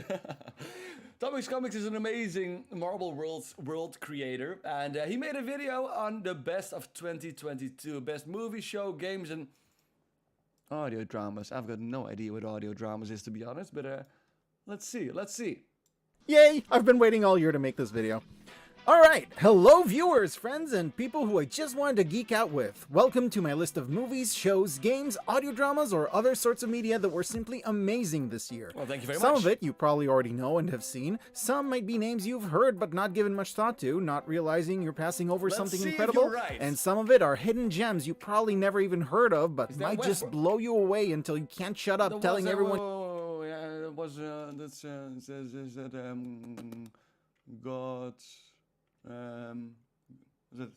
American Gods? It's American Gods, isn't it?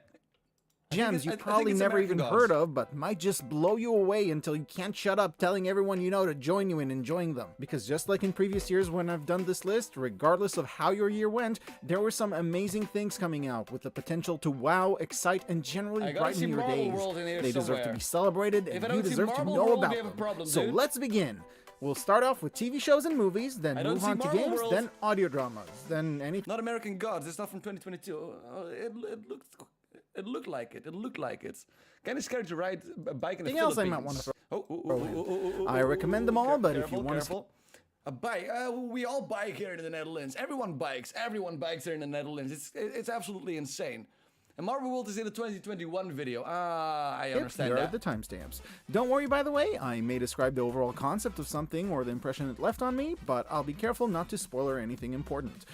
Now, I'm an animation fan through and through. This is not news. In my previous lists, almost every movie and show I mentioned were animated. So keep that in mind when I say that this is the year live action fought back. Oh my god, there were some amazing live-action stuff coming out, and some of it is not even in the usual genres that I enjoy, but it was so good that it shone through anyway. Case in point, my first recommendation is Severance.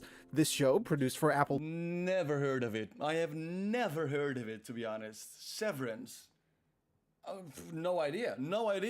Tell me about it, Tomix. Plus is an incredible show about a group of office workers who work in a company so secretive that workers there have a chip implanted in their brain that basically severs their memory. Welcome to Tesla, everyone. Welcome to Tesla. When they are out of the office, they don't remember a single thing that happens in the office, and when they're in the office, they don't remember a single thing that happens outside of it. Just like me. Just like me. That's what happens at my... This means that they basically lead two completely separate lives in one body. Outside, they live their lives as normal, enter an elevator in the morning, and bam, it's immediately the end of the day, which they can carry on with as they wish. Do they know that? I mean, you would think that at one point you would not want that anymore, right? Because... there's probably gonna be a lot of scary shit going on. No memory of working, who their coworkers are, what they've done, why it's secretive, or why their hand hurts. The other side of the... Why they're jacking off all day. They're jacking off all day. However, their entire existence, as far as they're aware of it, is strictly and only in the liminal spaces of the big mysterious office they work in. They don't know if they're married or if they have families, if outside of work they're anything like who they are in the office, or if the world outside even still exists. And as I'm sure you can imagine, not all of them love the idea of being trapped there. I can understand that. What if you had homework? What if you were to live in Ireland? Did you hear that? Did you hear that? President Higgins calls for a homework to be banned in Ireland. Look at that dude. Look at that dude. He actually looks like a cue ball. He calls for homework to be banned. Moving to Ireland. Leave a like if you would like to ban homework as well. Look at him. He actually looks like a cue ball. I'm sorry, Mr. Higgins. I did mean that in the best possible way, in a confoundedly wholesome way. Especially since one day they may decide to stop working there and therefore, from their point of view, stop existing. This, as I'm sure you can imagine, causes some conflict. This show floored me as one of the best things I've watched this year, and everyone I've gotten to watch it seems to agree. It's made even more incredible by the fact that it stars Adam Scott, who is mostly known for comedic roles such as Parks and Rec or The Good Place, playing a much darker, dramatic role here. I've seen 2 seasons of Parks and Rec, I think. I don't know if I recognize this dude. I don't know what if he's watching this stream. Shout out to President Higgins. And absolutely nailing it. Or the fact that this clever, intriguingly deep, suspenseful show is co-directed by none other than Ben frickin' Stiller, an actor known for silly, lighthearted comedies who I never would have expected to create a hard-hitting masterpiece like this. It's like if you told me silly, bubbly comedian Amy Poehler, stars of Parks and Rec, SNL, or many bubbly cartoon voices, was behind creating an existential show about being stuck in a never-ending time loop where you keep dying and where you must deconstruct the nature of timelines and reality to escape. Speaking of which, season 2... I haven't seen season 2 of Russian Doll though, but I have seen season 1, and it was pretty insane. It's about this lady who cannot die, or... She dies over and over again. Every day she dies and then she restarts the day. So obviously she doesn't give a fuck anymore. And eventually she meets this dude, I think it's this one. And he experiences the same thing. So then, I won't spoil as much, but it's pretty dope, if I remember correctly. I haven't seen season 2 yet, but I think Tomix has. Of Russian Doll dropped this year. It takes the show in a brand new direction, but without feeling like it's a different show. If you love a good time jump story and want to see an original take on it, be sure to check this out. I personally liked season 1 more, but season 2 was still very enjoyable. Had some really cool concepts. You see that a lot with series and movies. Like the first one usually is freaking great, and then all the sequels, it's always a little bit less. And I still recommend it. Let's go a little lighter, though, with Paper Girls, Amazon Prime's new adaptation for the famous and wonderful comic about a group of newspaper delivery girls in the 1980s who, while out delivering papers, find themselves caught up in a battle between 2 opposing groups of time travelers. Oh, that sounds pretty dope. I had newspaper rounds. I never experienced a battle between time travelers. I usually just ditched most of the newspapers in the river? It's not a river. It's not a river. At first, they have no clue what's going on until they end up in present day and start putting the pieces together while trying to make sense of what is, to them, the future. Seeing how the world advanced, what happened to them or their families, and figuring out what their part is in this crazy time battle that they got sucked into. I think movies and series about time travel, they're usually not as great, just because of the fact that time travel is just such a hard concept to make a movie or a story about. There's always going to be so many plot holes, always going to be so many things you haven't thought about. Time travel is a great concept for things, for movies and such, but it has to be done right. It has to be done really, really right. Usually when I see time travel movies or different dimension movies, there's always going to be so many plot holes. Like in Doctor Strange in the Multiverse, there's so many new plot holes in the story that they made with that movie. It's time travel could be great. It could be great. It could be great. It's got to be done well. Paper Girls is well done. Not too much in the way of plot holes. All right. Okay. I've really been enjoying this adaptation so far. As a cartoonist, I'm obviously drawn to the art of the comic books, but I have to say, this is a good adaptation. The I keep forgetting that you're a cartoonist. story feels like the same story at its core, but they changed things here and there, either for practical reasons or because they felt it would improve the story. There's just enough there from the original story that I love and enjoy, while changing things enough that I also felt like I could enjoy it as a new viewer. Not entirely unlike The Umbrella Academy, which also has a new season this year, which I haven't gotten around to just yet. I don't really... I don't think Umbrella Academy was that great. Just because of the fact that I don't really remember a lot from it. Usually when a series is really great, I remember most of it. But the Umbrella Academy, all I remember is the cute little monkey. And I was a rock person. A monkey and a rock person. I think. I haven't finished watching Paper Girls, but I recommend the show whether you read the comic or never heard of it. It's just a really fun story about 4 teenage girls getting caught up in some timeline shenanigans that manages to be both interesting, dramatic, and genuinely funny. But speaking... Stranger Things 4. I've seen Stranger Things until 3, I guess. I want to see 4 as well, but then I feel like I have to rewatch everything, you know? I want to be in the world. I want to be experiencing everything again. So I think if I want to watch Stranger Things 4, I'm gonna need to watch 1 till 3 again. I did see Wednesday. There's no rock person in Umbrella Academy.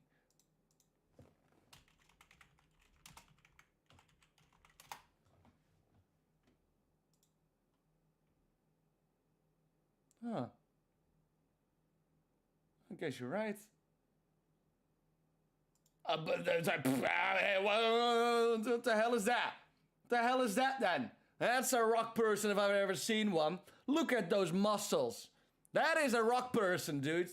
You cannot tell me otherwise. That's a rock person. He's half man, half gorilla. Hey. No need to call him out like that. No need.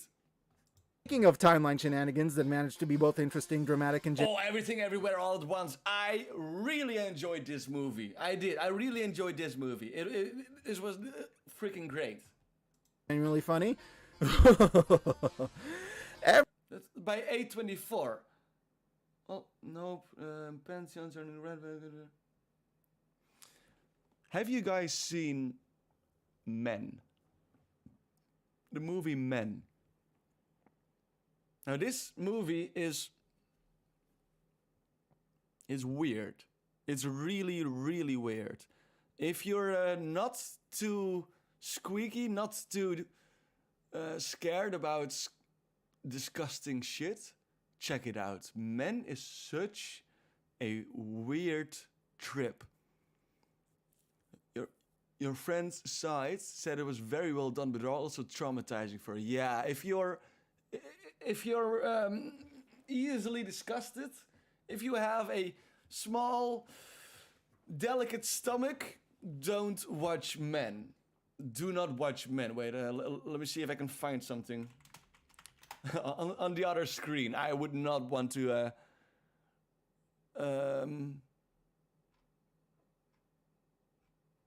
Why is it so difficult to find?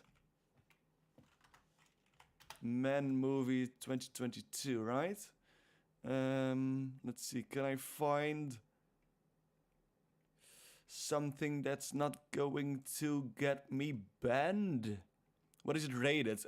Not safe for life. Not safe for life, my dude.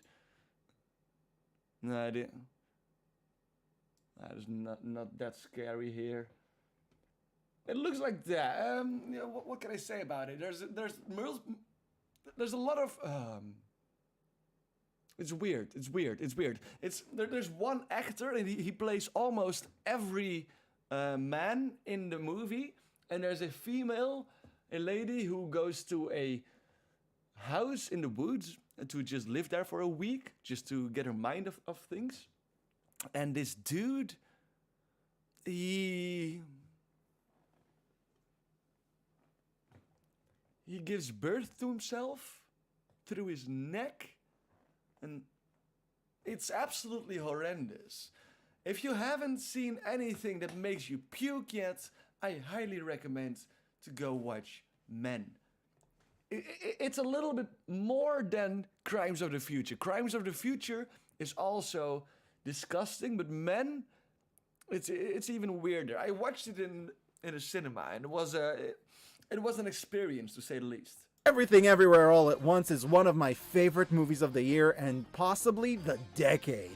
Now, to be fair, I was exactly the target audience it was aiming for, and I totally respect that some folks don't feel the hype, but Jesus Christ, this movie was incredible. The story is about a woman who feels her life is falling apart, but suddenly gets the ability to look into other timelines to see how her life could have gone, and then use things she learned in those other realities to try and fix her own life.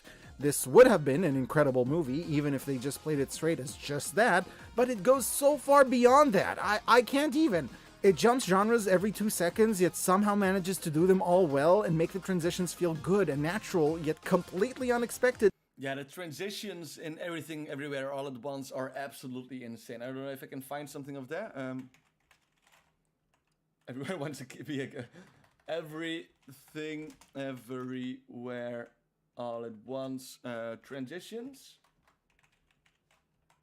Transition scene.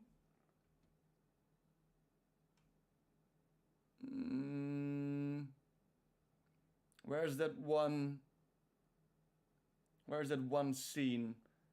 I can't seem to find it like that. Just believe me, the transitions in this movie are in the best so ways well possible. done. I'd be laughing my ass off in hysterics 1 second, bawling in tears that connect to deep, harsh topics in my life the next, and then watching how a tax audit at the IRS turns into an interdimensional kung fu battle with ketchup, somehow transitioning ketchup through all of them flawlessly and making me want to change life for the better. What the f is this movie? How does it work? Why does it work? I don't know, but it's incredible. This is the rare sort of movie that's like no other movie you've ever seen. I humbly request you give it a chance if you haven't. As far as I'm concerned, it was one of the best movies I had seen in a very long time, and I couldn't stop thinking about it for weeks. However, it is far from being the only movie to have long-lasting effects on me. The very first piece of media from this year that I knew... Don't Look Up. I enjoyed Don't Look Up. I enjoyed it. It felt a little bit far-fetched, but yeah, I enjoyed it. You should be revamping your Discord server. Yes, I should. Who was going to make the list was the movie Don't Look Up. Well, okay, technically it's from December 2021, but I saw it in 2022. Sue me. This absolute masterpiece is a dark comedy about two scientists who discover a meteor is heading towards Earth and could potentially destroy it. They decide to go public with the information to put a stop to it, but to their immense surprise, it's way harder than they thought to get anyone to believe them or do anything to help them in an age of media that's used to world-shattering events every day and focuses Far-fetchification on another planet in 2020. Okay, sure. It may not even be far-fetched at all. Sure, okay. I mean... sure. Okay, you're absolutely right, Tomix. I take back what I said. on being scared. I mean, it's more of a documentary than anything else, really. Scary, but in a sexy, palatable way. Or politicians with their own agendas trying to solve the cake and eat it too. Or even the general public, which even when faced with the actual easy-to-prove facts is so immersed in non-stop bullshit by both politicians and the media that getting anyone to believe there is a problem, care about, or try to solve it becomes the biggest challenge they face. All this while an asteroid is clearly and provably heading towards Earth. This movie is both hilarious and poignant. It masterfully jumps between being beautifully subtle in both its comedy and its message, and just flat out bashing you over the head with it with a freaking sledgehammer whenever it feels appropriate. Plus, the cast. Ugh, Meryl Streep as the president alone is so good. An expensive cast, dude. A really expensive cast. How much did that movie cost? How much did that Don't Look Up cost? 75. First thing I see, I believe. I am the fucking target audience for the movie. First thing I see, I believe. I get a Wikipedia. I trust Wikipedia more than Jennifer Lawrence, DiCaprio, Morgan, Johnny. It's pretty fucking expensive, dude. Can we not see 75 million? Are we just going to believe 75 million? It's nothing compared to The Irishman. I haven't seen The Irishman yet. Baguette. I lost. Wait, I lost. That's not what they... Budget. 159 million. 159 million. 175? What? What? 250? What? I'm having weird numbers here. But between 159 and 250 million. That's a lot, dude. That is a lot. It's negative 37 degrees Celsius outside. Atomic, dude. Where are you living? Fucking Antarctica? I'm staying inside. Yeah, you better, dude. I think if you go outside right now, you probably die. Irishman is like, what is it, 3 hours? 209 minutes. That's 3 hours, 3.5 hours. That's insane. That's insane. You're in Russia, Atomic? He has to be at a North Pole or something like that. I don't know how the comparison lands in 2022, Canada. but this movie that absolutely sounds feels like a cold. modern That sounds spiritual cold as successor well. to Doctor. Like, are you close to Yukon? Are you close to Yukon? If you are, please, for the love of God, could you please go to the pub and get a sourdough cocktail? I need to know if the sourdough cocktail is still an actual thing. I just need to know. I just have to know. Strangelove in the best way possible. Gentlemen, you can't fight in here. This is the war room. It's a fun, Okay, I haven't seen Doctor Strangelove. entertaining, hilarious story, but the message it tells sticks with me even now, a year after I've seen it. I can honestly say it changed the way I look at some things and made me want to be better, while still being a crack-up hilarious movie, an absolute masterpiece of cinema. Another masterpiece I've seen this year comes from a genre I really... Yeah, Nope was a great movie. Nope was a cool movie. Also a weird movie. A lot of weird movies came out last year. Yeah, and I did enjoy Nope. Most of the people I watched it with fell asleep, but I didn't. Really wasn't expecting and usually avoid at all costs. Horror. But when I saw the poster for Nope, after taking a moment just to think, what kind of movie calls itself Nope? I was like, is that a cloud with flags sticking out of its butt? And why does it look both ridiculous and somehow ominous? I was too curious and decided to see it and... Yukon is 1,500 kilometers, okay. Never mind, that's not close by. Never mind, you don't have to do that. Oh my god, it has to be one of the best movies I've seen this year. I saw it with a friend who does like horror, and we both loved it to bits. It's hard to talk about what makes it good without spoiling anything about it, but I think part of why I loved it so much is that, one, it creates a really interesting, unusual scenario. And you don't know anything during the movie. You're watching it like, what's going on? What's that cloud doing? What am I looking? Why is there a horse? You never know what's really going on. Which I am all makes it about. really ominous. Two, the writing is funny. But no, this is not a horror comedy. It's honestly a horror movie, just with clever, funny writing that makes the characters more relatable and the... It's not cheap horror either. It's not like cheap jump scares. It's just building tension towards something which you don't know what it's gonna be. It's great. Absolutely terrifying moments more palatable so you can still enjoy them, even though, make no mistake about it, the humor does not get in the way of the horror. Terrifying moments are still terrifying, they're just a more enjoyable, palatable flavor of terrifying. 3, this is not a cheap slasher jump scare movie. The scares come from the story. With maybe 1 or 2 exceptions, there's no jump scares, and even though... Well, things but not scary in my opinion. I think the scariest thing is that you just don't know. You just don't know what's going on, what's happening.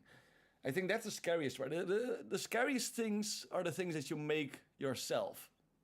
You can kind of see coming because things get all quiet and stuff. And 4, the sound design. You know it's good when you leave a movie and you and your friend can't shut up about the sound design. A thing which I usually don't even pay much attention to, but it was so ridiculously good here. I was invested in this movie. I was so impressed with how it could make the most ridiculous things, like a cloud with flags in its butt, be genuinely shifting uncomfortably in my cinema seat terrifying. And that's it. It's more uncomfortable than scary. You really start to feel anxious and you don't really know what's going on. It's uncomfortable and that's making it a lot more scary. You have no idea what you're looking at. and how it could make genuinely terrifying things be enjoyable enough that I could handle them. In both those regards, a name like Nope and a poster like this were absolutely a perfect fit for this excellent, excellent movie. But as great as all the things I recommended so far are, they are all a bit on the intense side. If you're not looking for thrills and chills but just want a funny good time, how about Weird, the Weird Al story? I haven't watched yet. I have not watched the Weird Al Yankovic story. I still want to though. I still want to though. Hey, stop. The cat is doing cat stuff. Come on. Come on, Misty. Come on. Want to meet the cat? Come on. Hey, little cat. There we go. That's Mr. Misty. All cute and all fluffy. Say hi. Say hi. Can you give him a meow? No? No meow? Alrighty. I'll hair him out.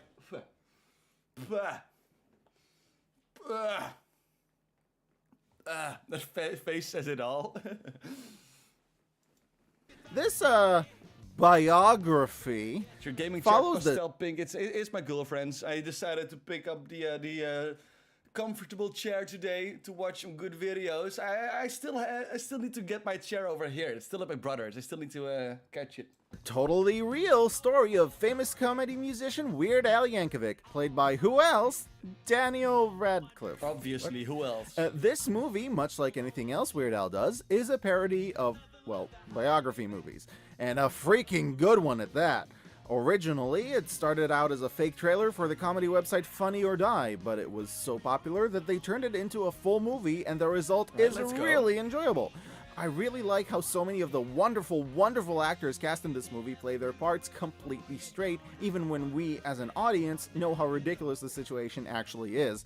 It's campy in all the ways it means to be. It's one of the only movies I can think of where seeing a million celebrities cast for each role actually makes the movie better. And it is overall just a lighthearted good time if you just want to enjoy some goofiness. Plus, the credit song is by Weird Al and kind of a bop, so that's always a plus. Also, it's pretty well known already, so I won't go too much into it, but Spider-Man... Just keep it a Weird Al Yankovic story, just yeeting Spider-Man over there. Let's go. I think I'm gonna skip through to the games. I'm more curious about the games. My apologies. You guys check out Tomix Comics' movie. It's almost a movie. Check out his videos, matey. Are you related to Proxem, by the way? Related is a big word. Related is a big word. Let's see, where does the game start? That's a game. Is this a game as well? That's it for animation. Wait!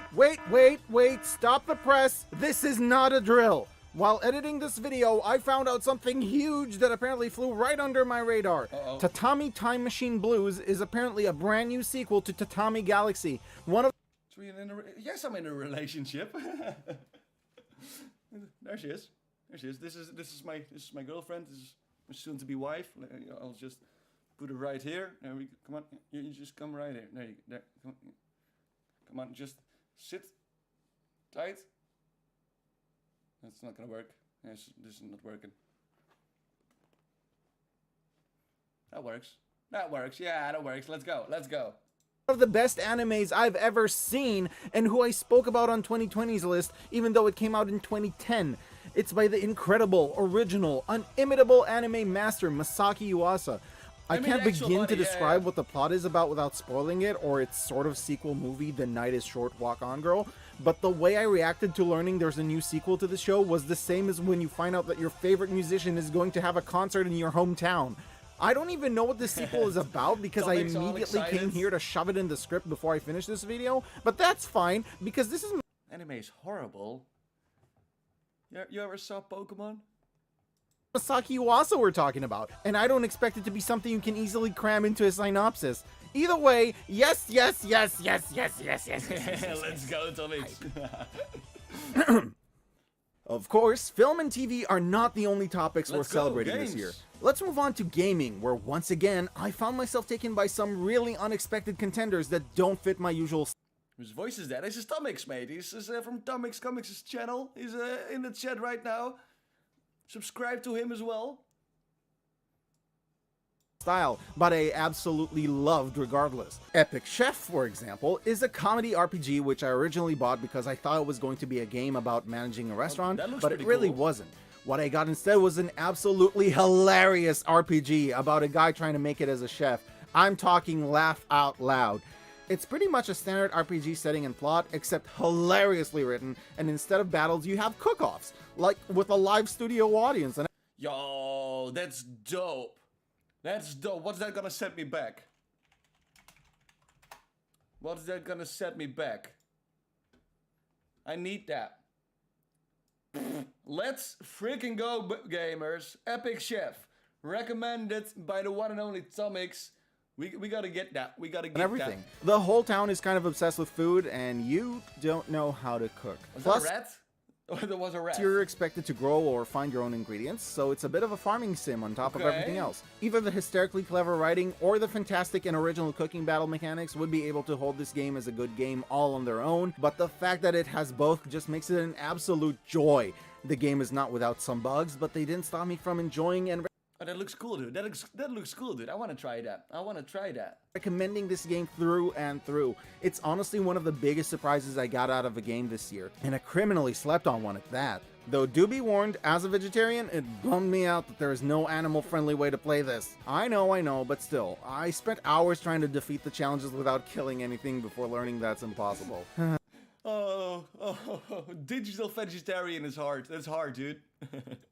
I did eventually get used to it though, and was like, burn the oceans, we must make lunch. I still can't bring myself to make unicorn steaks though. It is a terrible crime to slay a unicorn. But I hear they sound absolutely exquisite.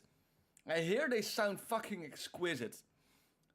By the way, I recently saw The Menu, recommended by John. The Menu, a freaking great movie, dude. It's an insane movie. If you haven't seen that, check it out. You have slain something so pure that from the moment the blood touches your lips, you will have a half-life. Accursed. Is that gonna... If you want a good comedic game with original, amusing, yet challenging battle mechanics, make your way to Epic Chef. Another big surprise came from the unexpected world of soapbox racing. Sapekist! But not just any soapbox racing. Sapekist! I want to try this game. I talked about it with Tomix. And maybe we'll make it together. Maybe we'll do it together. I want to try Sapekist, Tomix. I want to try Sapekist. You still up to do it together? Zapekist! Yes. Those who follow my channel would not be surprised in the least to find this game as one of the games I love most in 2022. This completely wacky indie racing game, fit for both solo play and online multiplayer, lets you drive a soapbox, a car that can't accelerate on its own, only through gravity or, well, boosters in the track, through crazy user-built levels that are... Here in the Netherlands, we had something that's also including zeepkisten. It was te land, te zee en in de lucht. It's on the ground, in the ocean, and in the sky. And people had to make their own creations to get over certain obstacles.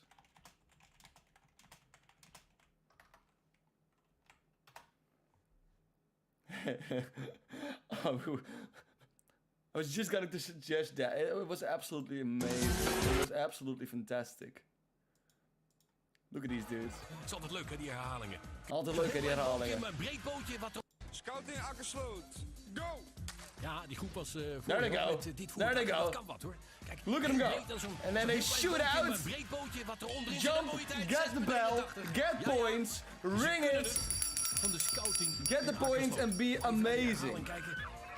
De land, de zee en de lucht, this was amazing. Het is gewoon bellen, ja. Let's see another one. Look at him go. Look at him go.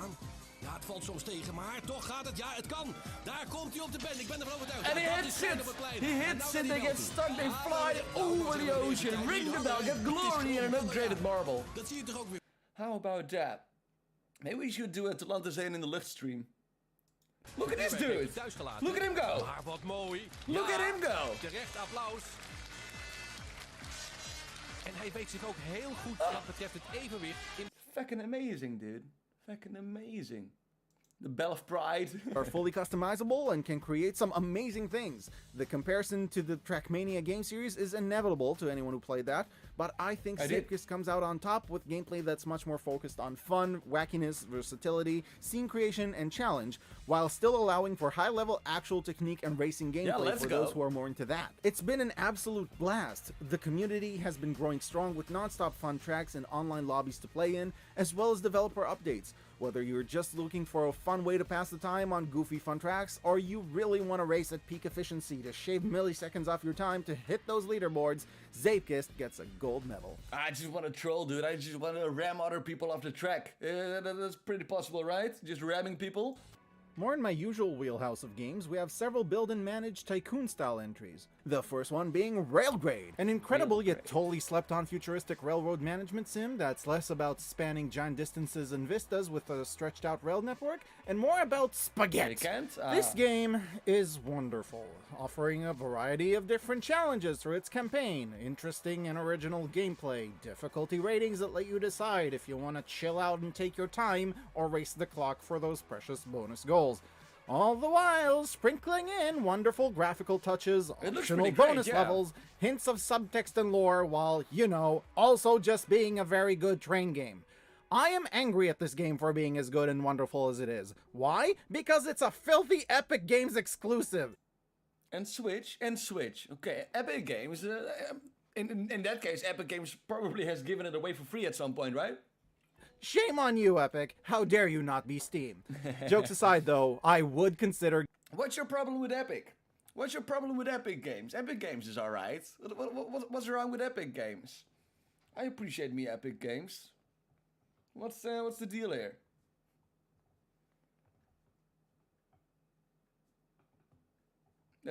That it isn't Steam. Okay, but Steam sucks. I mean, sure, I have it... I've got all my games on Steam, sure, but Steam still sucks. I don't appreciate Steam.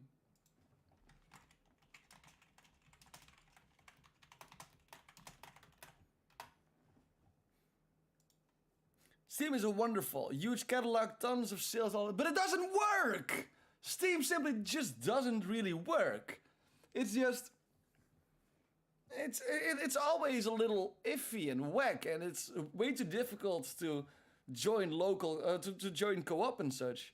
You should do a castle marble elimination race when we do marbles. Yeah, I want to do some more castle chaos. Always works for me. Oh, okay. Let's agree to disagree. For getting an Epic Games account, even if just for Railgrade. No, dude, I mean, you could get an Epic accounts game just for the free games. They give away free games every week. You don't even have to install them. Just claim them. Free games. I'm Dutch. I like free. If you put free onto something, I'm gonna buy it. Let alone Epic Games having different free games on it every 2 weeks, because frankly, it's one of the best train sims I've played in a very long time, and feels like some free Epic games free games on Epic are nice, but sometimes they have good sales. But Steam is superior. The sales on Steam are absolutely superior. Sure, yeah, okay. Now, how about the coupons you get? If you get something on Epic, you also get a coupon of 15 euros on your next thingy. So that's pretty dope. Something more out of the world of Factorio or Satisfactory than your average train building game would, especially with so much focus on condensing and making everything efficient, as well as making sure your gigantic metal squiggles are the best, most efficient spaghetti they can be. Well, assuming you want to get the medals. If you don't, build away at your leisure however you want. It does the long haul thing too, though, for folks that are more fans of classic railway games. Every level offers a fairly different challenge, which I love, and it's really cool seeing a game liven up a pretty old genre that's set in its ways with so many brand new original takes that manage to not just be creative. That's pretty dope. I usually enjoy management building games if it's first person. Like Birdview, I don't know, it always takes a little bit away from me. I really enjoy management and building games, but I really absolutely enjoy them when they are first person. Like the building in Fallout 4, that's something I adore. Epic is like a small furniture store, Steam is IKEA. Okay. Steam is better. Try City Skylines, but that's also Birdview. But also work and be genuinely good features for a game. So get your Satisfactory is not Birdview? I thought it was also Birdview.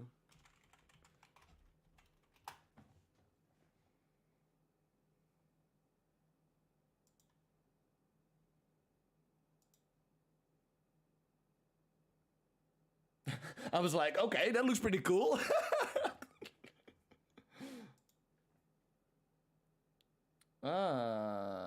Okay. I can see that. Okay, that looks pretty cool. It looks pretty cool. Boost in that caboose and give this one a go. Next up, we have the wonderful 2 Point Campus that came out this year. I got 2 Point Hospital on Epic for free. Never tried it, but I think the 2 Point series, I would enjoy that. It is bird view, but I really like the style of it. I really like the style where you build a particularly wacky college has given me so much fun and enjoyment. I could go on and on about all the wonderful things about it. In fact, I did. I made a video this year talking about this game in depth, and frankly, I think it's one of the best videos I ever made for the channel. It's a shame no one saw it. The TLD... Well, I'll put it on wish list. Where's that? Where is it? Where is that? I'll put it on the watch later. Can I send a video suggestion? Yes, you can. I don't know how long we'll be streaming for, but you can send it. Where is it? Where's that thing?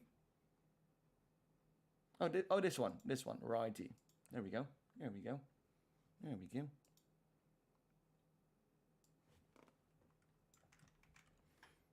Let's see here.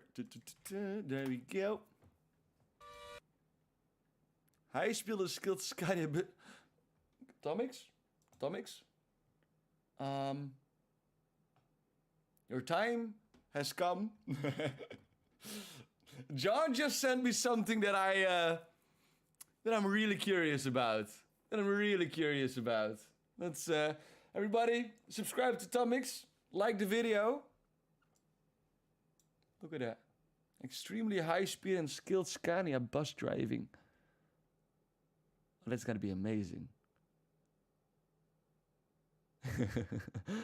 Okay.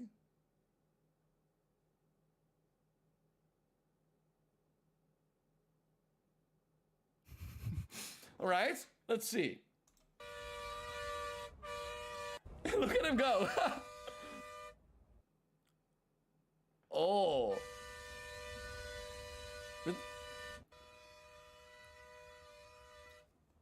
He doesn't brake. He doesn't brake at all. Just full speed. He's expecting everyone just to go out of the way. There you go. Use the code.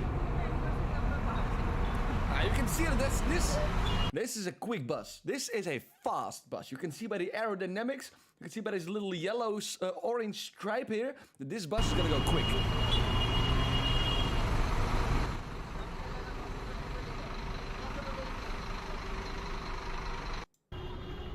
Oh, look at that. Nice little red carpet over there.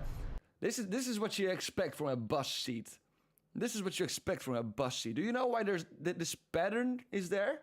This pattern is there so that you cannot see the disgust on all the seats. If you start smacking one of those bus seats, I swear to you, fucking hell will come out of it. Really high quality. Yeah, I really enjoyed the video as well, Tomix. Great job. I will watch the rest of it. Little Buddha over there, making sure that everyone's safe. As long as you get the little Buddha over there, you're sure to be safe. Gotta flex a little bit. Limited speed, 85 kilometers an hour. I'm pretty sure that was more than 85 kilometers. Pretty sure. Close all the curtains so nobody knows in what kind of a danger they are.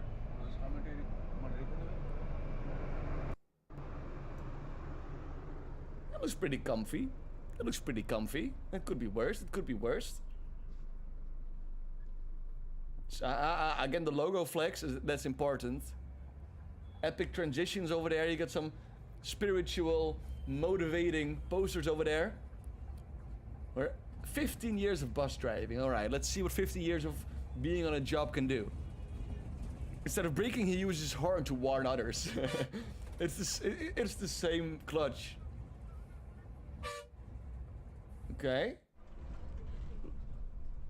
Just overtaking left and right. He doesn't give a crap. We gotta make up some speed here, matey. We gotta pick up some speed here. Let's overtake this dude. Can you overtake him? Oh, with children on the back. Look at him go. No. We're picking up speed now. Get out of the way! I don't give a crap about your school, kids. There's to take. There. Actually, school buses. Just squeezing in fucking cyberpunk. Just flip them off. Why are you not flipping them off? Why are you not just flipping them off? That's part 85. It said maximum speed is 85. He's over. He's at 90 now. 90. 100? That's okay. Now he's 100. Oh lord, dude. Look at him go. He doesn't give a crap. Look at his barriers. He's gotta go zigzag through it. Don't hit the barriers. You will lose a lot of speed. The whole bus is shaking. Dude. He's expecting a tip. Even. He's even expecting a tip. What do you think his body count is? Oh, did they just enter the bus? Where did they come from? Did they just enter the bus? Did he pick him up? Hello. Welcome to the bus. Oh no. Oh no, you gotta break here. Oh, he just hit something. He just hit something. If there's no corpses, there's no evidence. I have booked the tickets from Abhibus app. Alongside bus tickets, you can also book train tickets. I apologize, but I couldn't. I apologize, but you cannot sell me tickets to this bus. I'm just not there yet. I'm just not there yet. He doesn't care. Not slowing down. Brake. Brake. Brake. Horn. Honk at him, motherfuckers. He doesn't give a shit. Look at him go. He's still speeding up. He's still speeding up. He's overtaking left and right. It surprises me that he hasn't overtaken from the top. Just drive over cars. If he would see a ramp on the side of the highway, I know he's gonna take the ramp. He's gonna yoink. He's over 100 kilometers now. This dude. Why? Not even wearing a safety thingy. That was so close, dude. That was so close. Oh, look at that dude with the bike. With the bike. He doesn't hesitate. He does not hesitate. He sees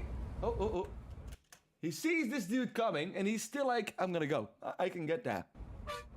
Halfway there, he still thinks I can get that. The bus driver, he even goes to the left. He actually tries to hit people here. A little bit back to the right, there you go. Just keep honking. Oh, that was so close. Look how close he makes this. Oh, God. That's dangerous stuff, dude.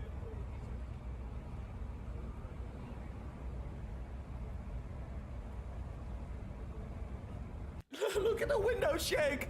Look at the freaking window shake! It's holding on to its dear life! Hey, do you see it, Tomix? Thank you for joining, mate. I appreciate it. Have a great one. Oh no. A 4-car block. A 4-car block! What's going to happen? The clutch! The clutch! It's all up in the hands of others. If you step into this bus, your safety is in the hands of other people on the highway. There's a random bus just swerves and hits some kid biking on the road. Yeah, this is how it happens. And they advertise with it, dude. They advertise with it. Just wait for it. I'm waiting. Look at...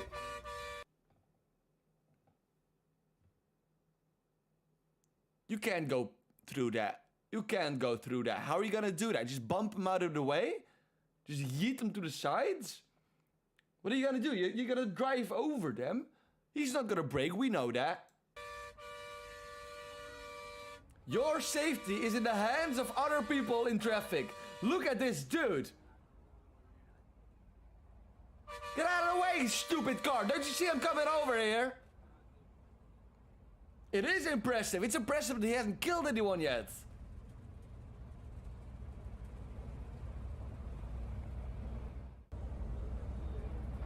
Take a nice sip of drink. Yeah, you gotta be hydrated when you die. It surprises me that he doesn't just call up his wife to tell him about how his day is going. Hey, honey. Yeah, no. Just doing... just doing 100. Oh, no. Oh, no. More barricades coming up. More barricades coming up. Quick swirl. Whoa. The whole bus just tilted. You should join drag races. Driving, applying. I'm pretty sure you can say that. Oh no. What you gonna do? If he gets to a traffic stop, he's just gonna push his way through. No dents. No dents at all. Look at that. Not a single dent. This dude might be onto something. This dude might be onto something. Is that a quicker one? It looks like a game. Random obstacles increasingly harder. He's not gonna wait for... He's not gonna wait for this tiny piece of crap. Nah, this dude has places to be. People to deliver. For a moment there, I thought he was actually not gonna stop. Look at him just chasing. How scared do you have to be if you're in this little Toyota over there? Why isn't he flipping people off? Get out of the way! Or does he have someone for that? No.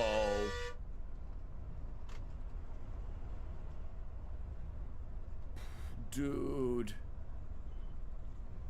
He looks so chill. Yeah, he does this every day, dude. I think he could do this while sleeping. I think he could do this while sleeping. Oh no, dude. That's fucking insane. He's angry at the red car. Yeah, I can understand it. The red car is blocking him here. The red car is blocking him here. He has to brake. He never touched that brake in years. All of a sudden he has to brake. Look at a look at a death stare. That's a death stare. That's a death stare. Another rest stop. Even at the rest stop they have to hurry up. He is and just one. He's even resting quickly. He even rests quickly. It's so lame when you have to brake, right?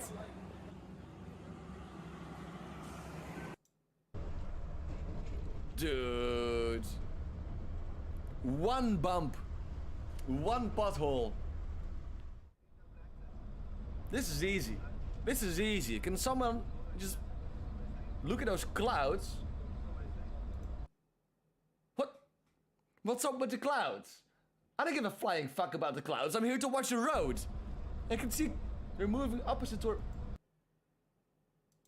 Yeah, that's what clouds do, you piece... That's what clouds do! They move! Delivery speedrun or something. He has a 5-star review. What was that? Is there Abi Bus? Abi Bus, is that it? I'm pretty sure I should not look this up. This might just completely ruin my computer. Abi Bus. Ticket booking app. Abi Bus ticking. Well, it does have a 4.6-star review. 10 million downloads. I mean, this guy has to be onto something. This guy has to be onto something.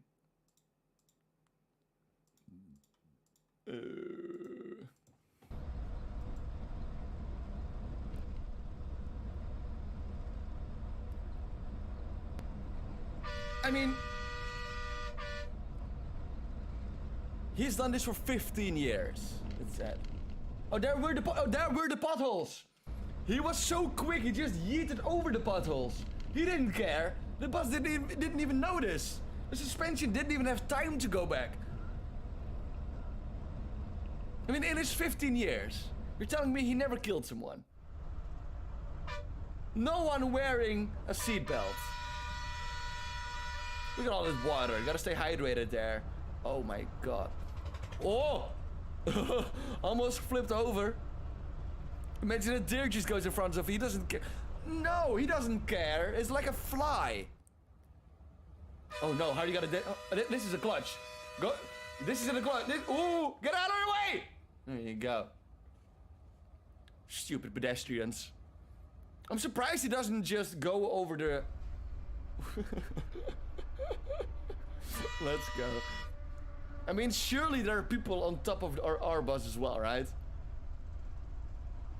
There we go. Good turn, good turn. Oh no, another clutch, another clutch. Ooh. Your safety is in the hands of everyone on the road. That was clutch. Crippling people on bikes to increase the potential customers in the future. Oh, dude. That was insane. That was insane. Alrighty. I think I'm gonna leave it at this. I enjoyed this. It was something else. I kind of want to do things like this more. I want to do things like this more often. I hope you enjoyed it as well. If you did, please leave a like. It really helps me. But yeah, I'm gonna leave it at here. Today we have learned that Mustard can actually talk and wants to be collected. So that is what we have learned today. What else have we learned today? I think Mustard. Mustard is the only thing we have learned today. Mustard is fantastic. Alrighty, thank you all for joining, everyone. I really do appreciate it. If you did enjoy it, please leave a like. Join the Discord, subscribe if you haven't already, and then I will see you all in the next one. Alrighty, see you later. Bye-bye.